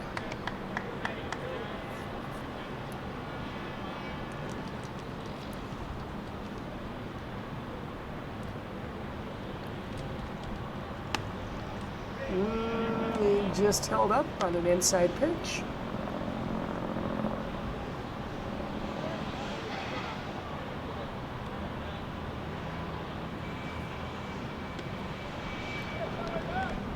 That one gets by Fredrickson, so it's now 3-0.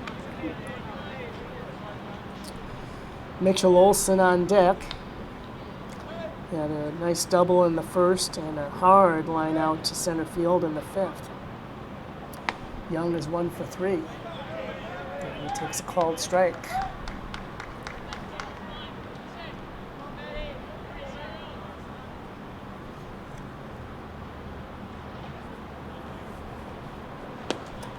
Inside, ball 4. The third walk given up by Harold. And this will bring up Olson.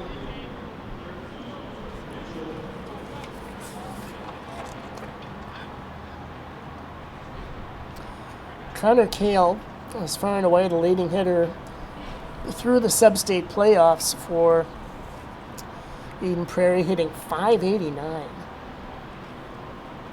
8 doubles, 2 triples, 2 homers.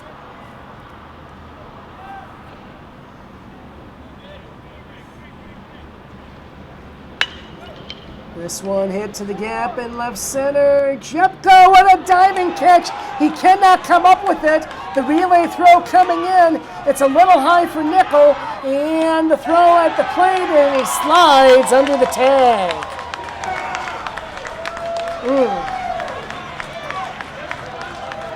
Jepko just barely. Oh boy. Nah, I don't agree with that at all. Jepko dove for that one. And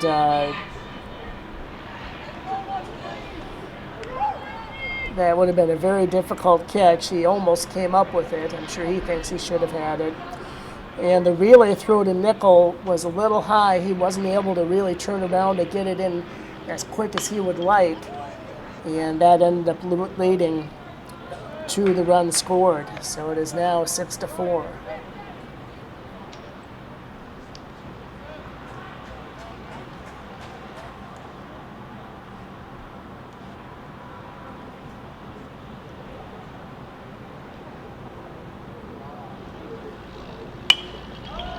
Popped up, and this will be playable for Rindelkoffer in foul territory.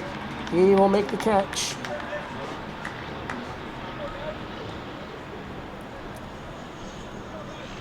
So 1 run on 1 hit. Again, I think Jepko really gave it his all and just couldn't quite hang on to it. And it leads to a run for Eden Prairie here in the top of the 7th. Behold the angry giant. Behold the angry giant. Behold the angry giant. Behold the angry giant. It only takes a moment to make a moment. Take time to be a dad today.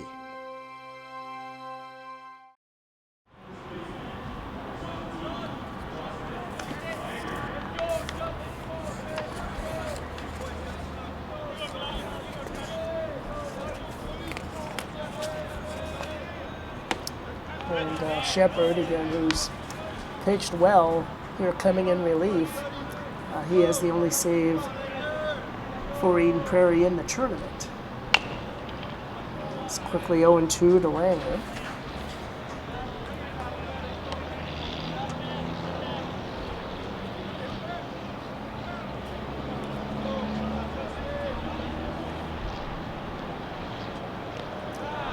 Outside, 1-2.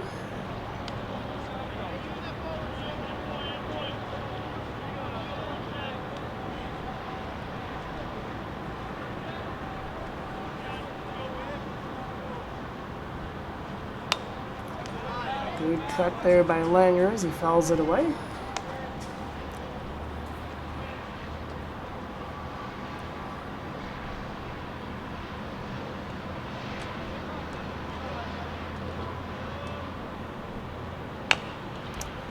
Slowly foul.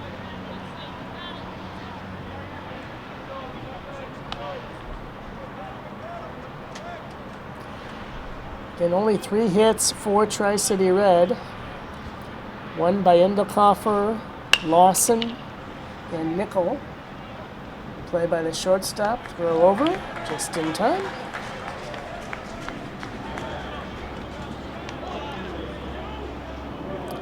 Rindelkoffer 1 for 2 with an RBI sac fly to the third baseman of all things, but it was very deep in foul territory.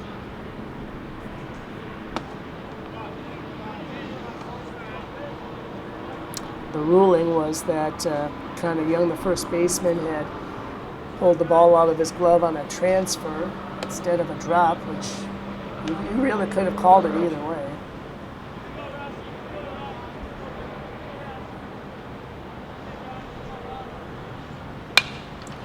Rindelkoffer hits it high to left center field, but this is holding up nicely for Espy, and he will make the play.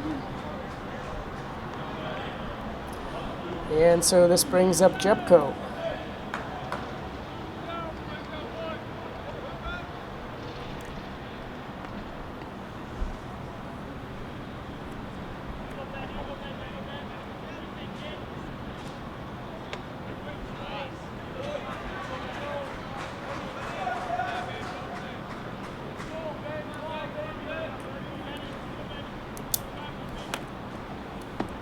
Swing and a miss.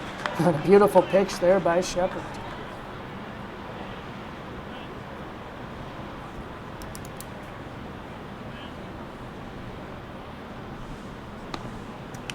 Outside, 1-2.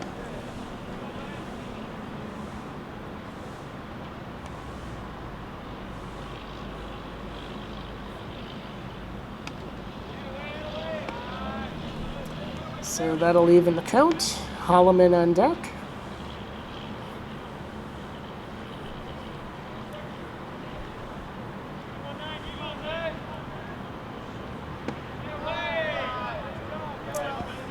Good job by Jepko to work the full count.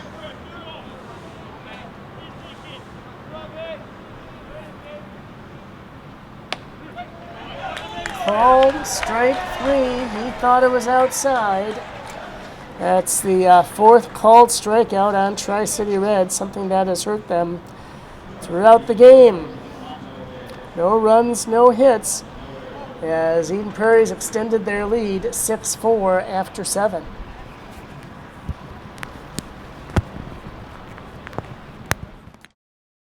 It is a first down. It's a 10-yard gain.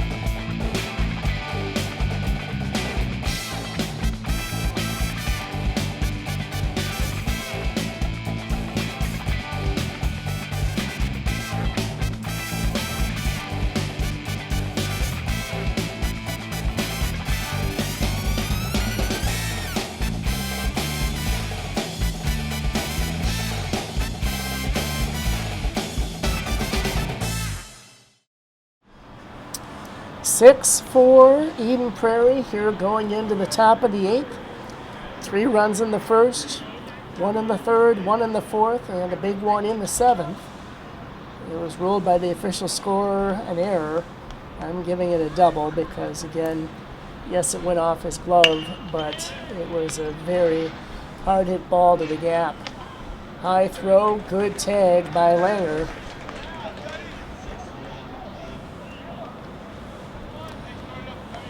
Oops. Accidentally had that for the other team. That's Joey Danielson with the ground out. He's 0 for 3 with a walk on the day. And so this will bring up Trevor Davinsky, 1 for 3 with a big double in the 4th. And he scored on the hit by Espy, who has been the best hitter in the tournament.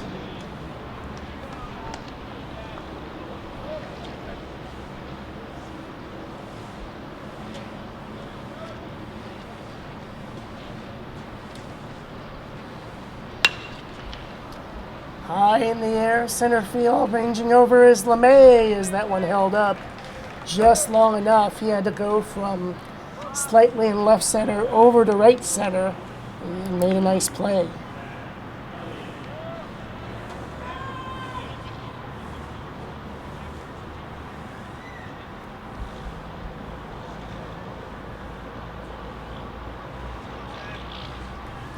So 2 away here in the 8th.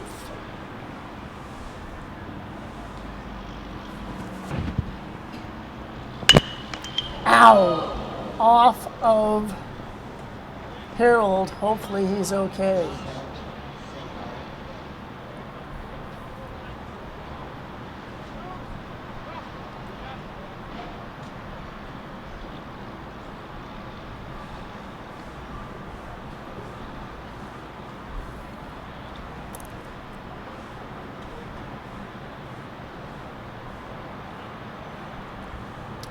So I think we're going to have a pitching change. We were going to have one at some point anyway.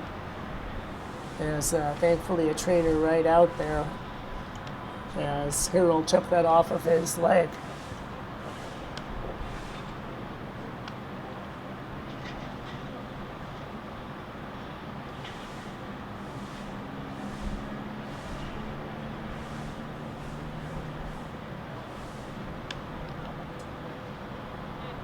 So just making sure that nothing's broken, I'm sure. And he is going to be all right, it looks like, which is a very good sign. Again, Matt Harold doing excellent work, coming relief to start the second inning, and he pitches through until the eighth. You figure with as dangerous a team as Eden Prairie, you're going to give up a few runs here and there anyway. So Ian Bond is going to go out to left. And he's a really big kid for a freshman. Ben Jepko is going to come to first, and Justin Langer is going to switch to third, as Ross Endelkoffer will come in relief.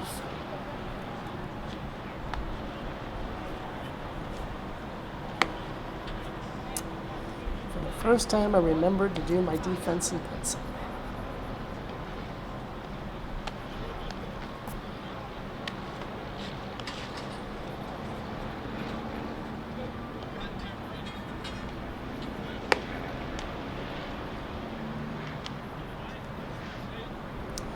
And Jepko played first base on Sunday evening against Ham Lake in the winner's bracket final.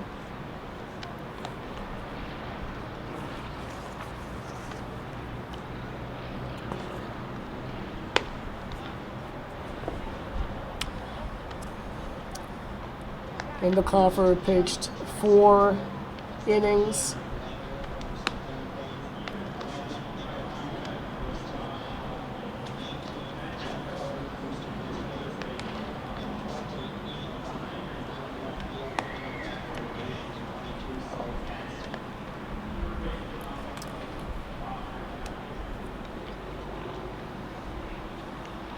So if what I heard is correct, Ian Bond will be up third this inning for Tri-City. It'll be Holloman, Loss, and Bond, excuse me.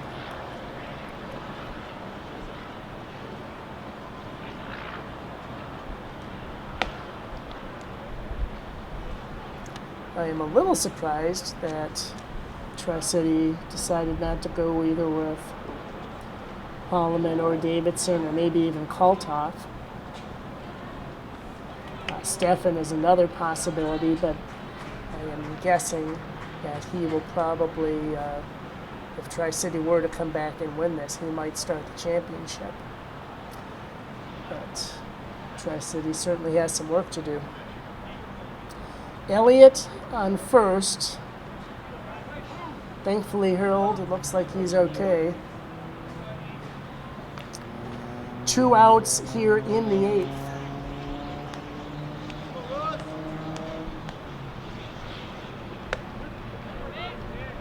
And that's quickly across for a strike.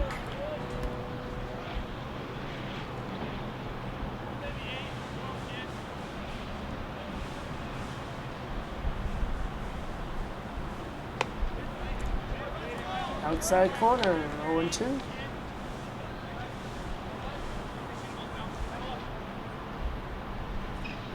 So we're past the 2-hour mark here. The game started at 10. I would imagine the championship will start a bit later than scheduled 1 o'clock. Waste pitch there.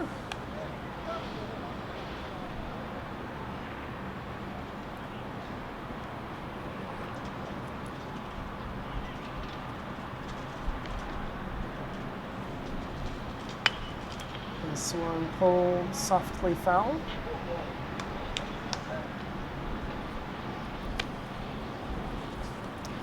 Ham Lake surprisingly 4-0.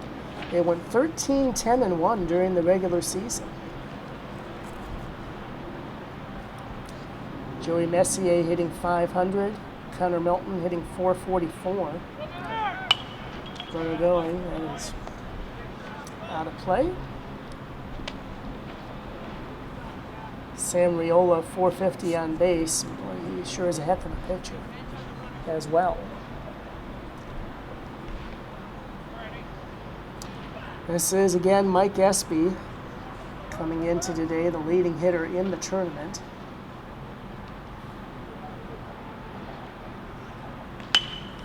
This one looped to right. Ranging over is Holloman, and he'll make the play.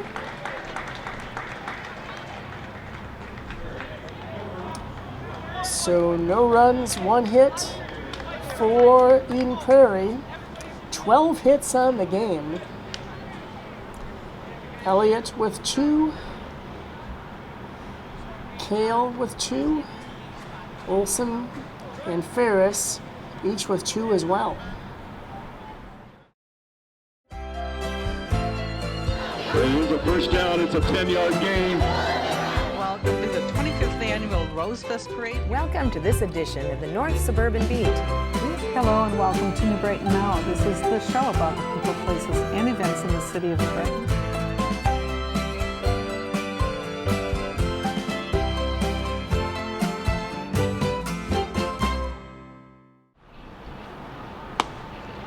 This one outside to the leadoff man, Eric Holloman.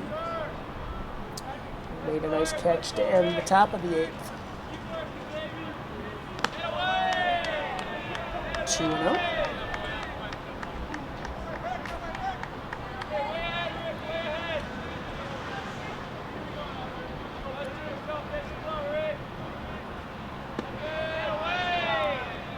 That one low, ball 3.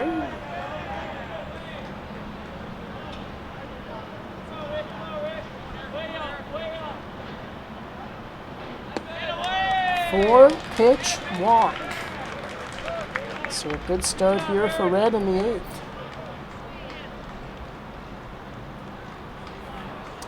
This brings up Joey Lawson.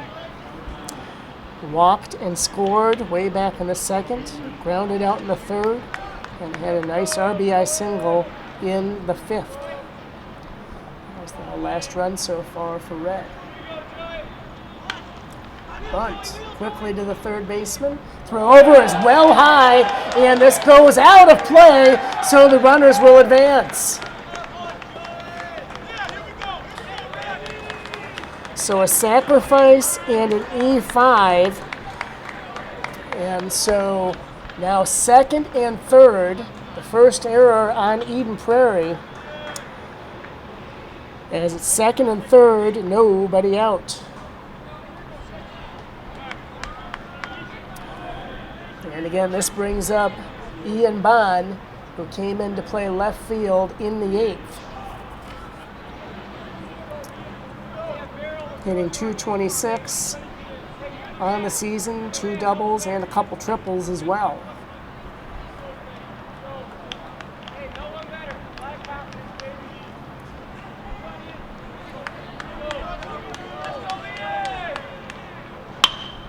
This one hit high in the air. Ranging back is the left fielder Olson. He'll make a catch right by the warning track.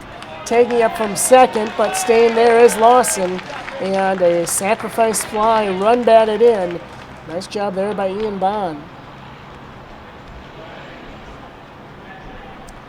So it's now 6-5.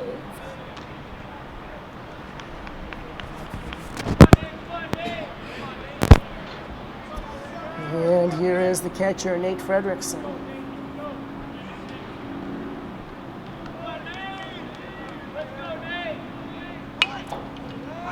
Again, I'm not a real big fan of this play, but they're going to do it anyway. The sacrifice bunt with 1 out. So 2 away. Lawson to 3rd, and that'll bring up the leadoff hitter, Jeff LeMay. As much experience as Fredrickson has, I'd like to see him get a shot at the plate with 1 out. But this is something they have done before. as that one misses to LeMay. He is 0 for 3 with a walk and an RBI. Back in the second. Inside.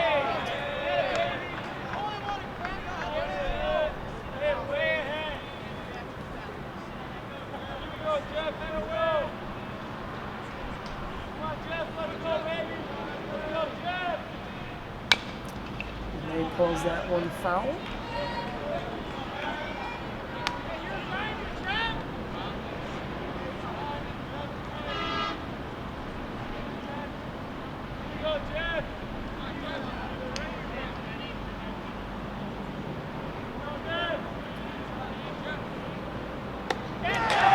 Swing and a miss again as Eden Prairie escapes the eighth, only giving up one run. It was second and third.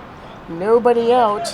2 sacrifices, and that's 1 run. It is 6-5 Eden Prairie going into the top of the ninth. This is CTV Sports coverage of the 2017 American Legion State Tournament.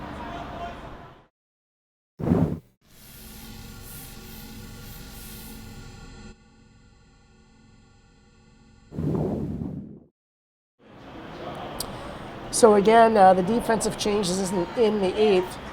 Bond going to left, Langer going from first to third, Jepko going from left field to first base, and Indelkoffer out for his second inning of work in relief. It's slowly to the first baseman, Jepko, and he will hustle over and make the play on Will Paul. So Paul, 1 for 4 with a walk. He and Eric Holloman, the only 2 men that have scored twice today. So this brings up Connor Kale, 2 for 4. He's hit the ball hard 3 times today. So LeMay certainly playing him to pull. And Kale hitting .589 on the season. Those are outstanding numbers. Again, that was through 26 games. Sharply to center field.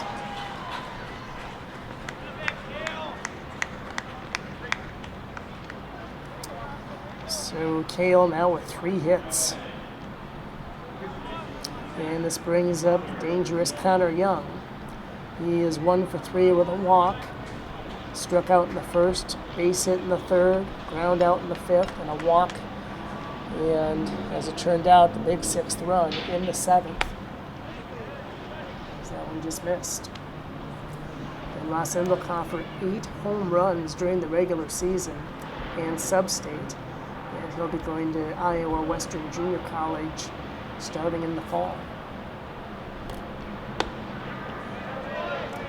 And it's 1-1. Of course, he'll play some baseball down there as well.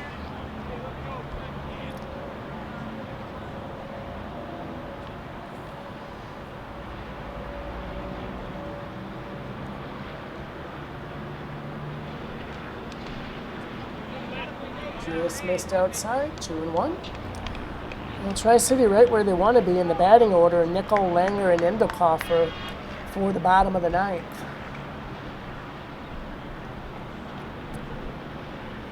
Kale on first, 1 away. And that one's inside.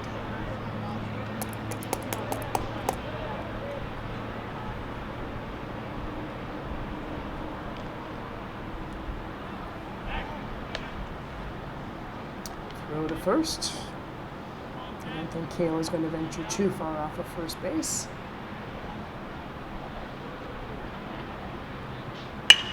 Hit sharply to short. Nickel will easily turn that one himself.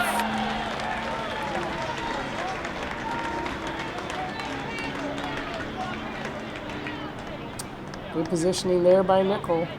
And the first double play of the game gets Tri-City out of the top of the ninth.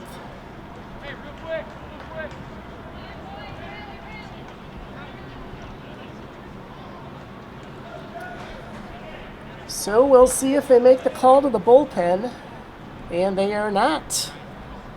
Inning number 8 for Ben Shepard. My goodness.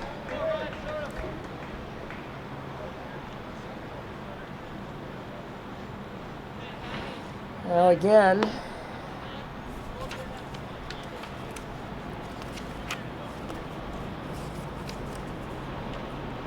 he did pitch twice earlier, but my guess would be those were both on Friday. So you can go up to 120 pitches maximum.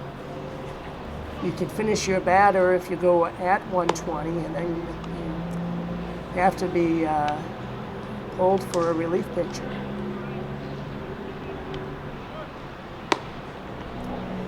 But Shepard, even though he did not pitch much in the regular season, 0-2 with an 8.4 ERA, sure has done well today. And he's done well against these 2, 3, 4 hitters. Extremely well, actually. So far, they're 1 for 8. But Tri-City can change that around in a hurry, and leading off, Ryan Nickel, as he and Mike Espy have been the 2 leading hitters in the tournament. All 1.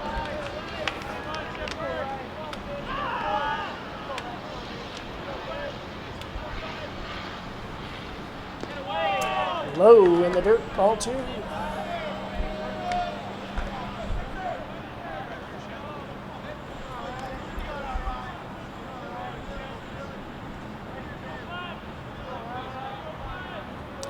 Again, it would surprise me if Shepard, this has got to be his longest outing of the season, since you only normally go 7 innings anyway. I'm a little surprised he's out here to start the 9th. And it's quickly 3-0 to Nickel.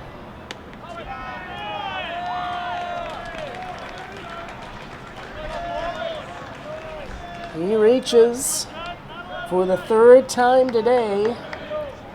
Of course, Nickel, one of the better base stealers in the tournament.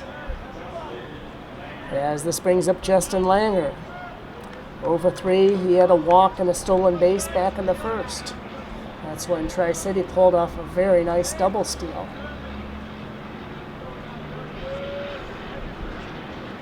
The bullpen is quiet for Eden Prairie, so it looks like Shepard's going to go the distance. Inside corner for a strike.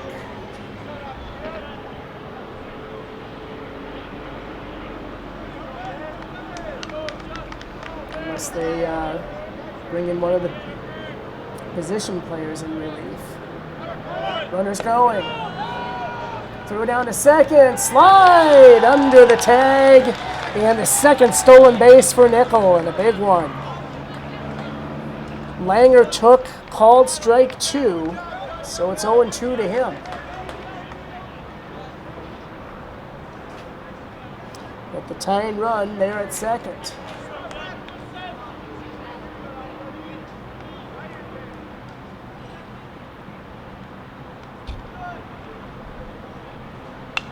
Foul back.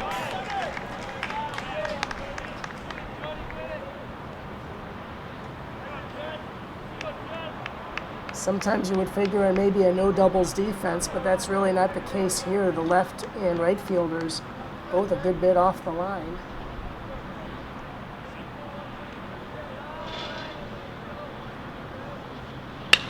Hit sharply to the gap in right center field. Scoring easily is Nickel to tie the game. Holding up at first base is Justin Langer. And it's 6 apiece.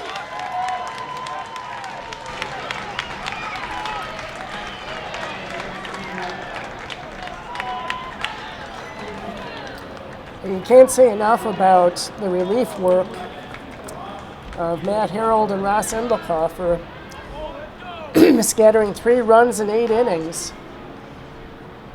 Yeah, to be honest, I'm surprised that Shepard started the 9th.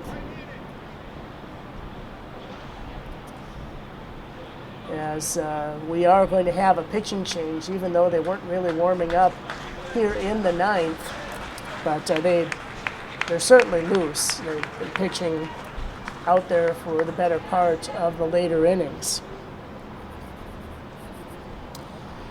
So that'll do it for Ben Shepard, but what an effort by the relief pitcher, as he goes over 7 innings, only giving up 3 runs so far. He struck out 6 and walked 5. And this is Jacob Pappas.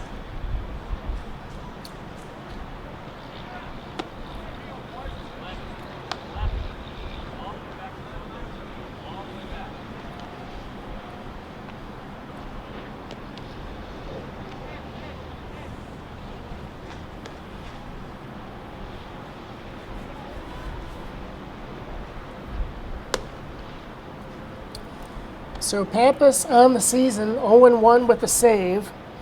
ERA just north of 7.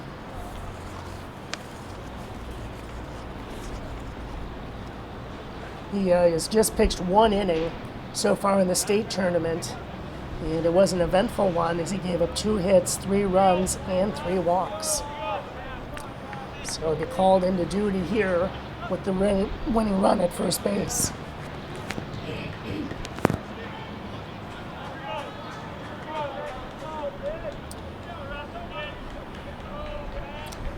And Ross Indelkoffer 1 for 3. Inside corner for a strike.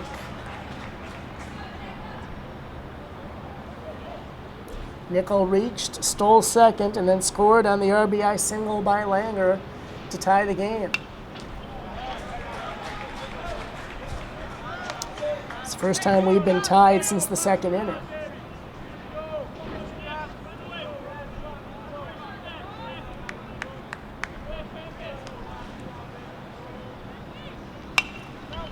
Fouled well out of play.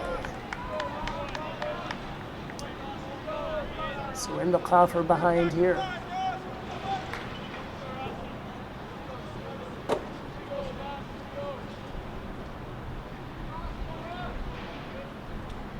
Whoa, high and inside.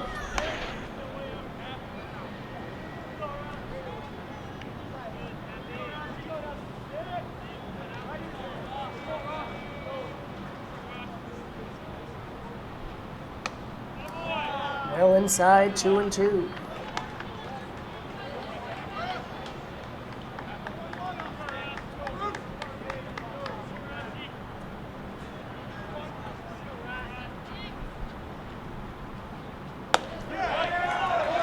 Call, strike 3.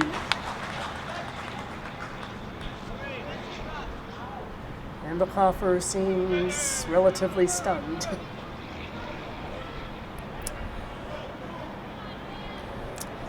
But that has happened a lot to Tri-City Red tonight. That is the 5th called strike 3. Eden Prairie doesn't have any. Hit sharply to second, and the throw to second, and there is the out. The shortstop was coming across the base. That was not intentional. He was sliding in. Was Langer.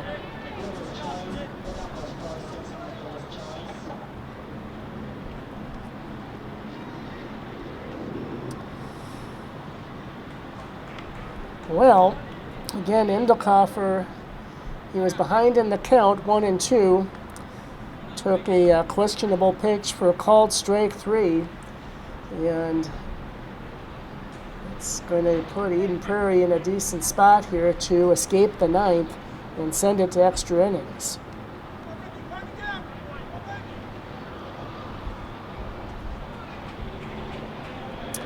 Jepko at first on the fielder's choice, and this brings up Eric Holloman.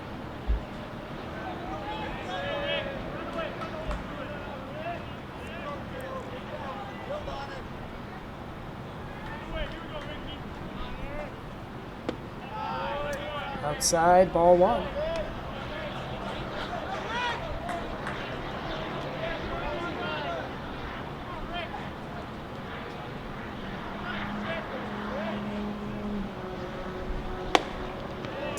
He held up, and it is outside, ball 2.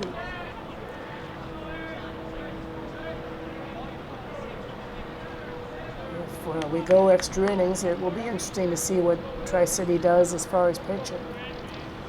And the Coffer has worked an inning in the third. As it's now 3-0.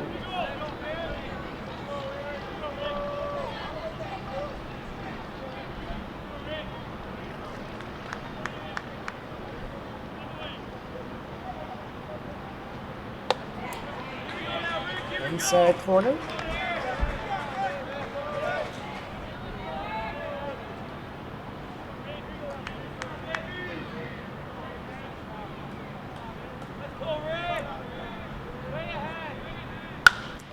High in the air, very deep left field, going back, away back, it's gone!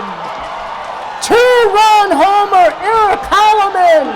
Another walk-off for Tri-City Red, and they advance to the state championship with an 8-6 victory over Eden Prairie.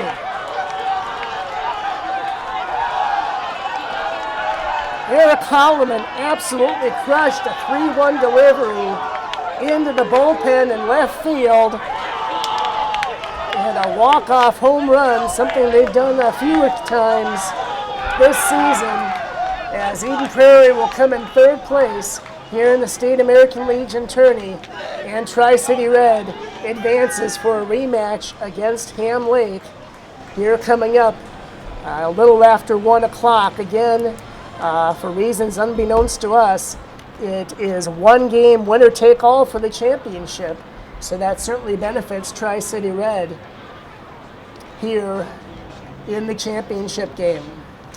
6 runs, 12 hits, 1 error by Eden Prairie. 8 runs on only 6 hits. 4 hits. No, 5 hits, my mistake, by Tri-City Red as they advance to the championship game with an 8-6 victory over Eden Prairie. Good afternoon, everybody.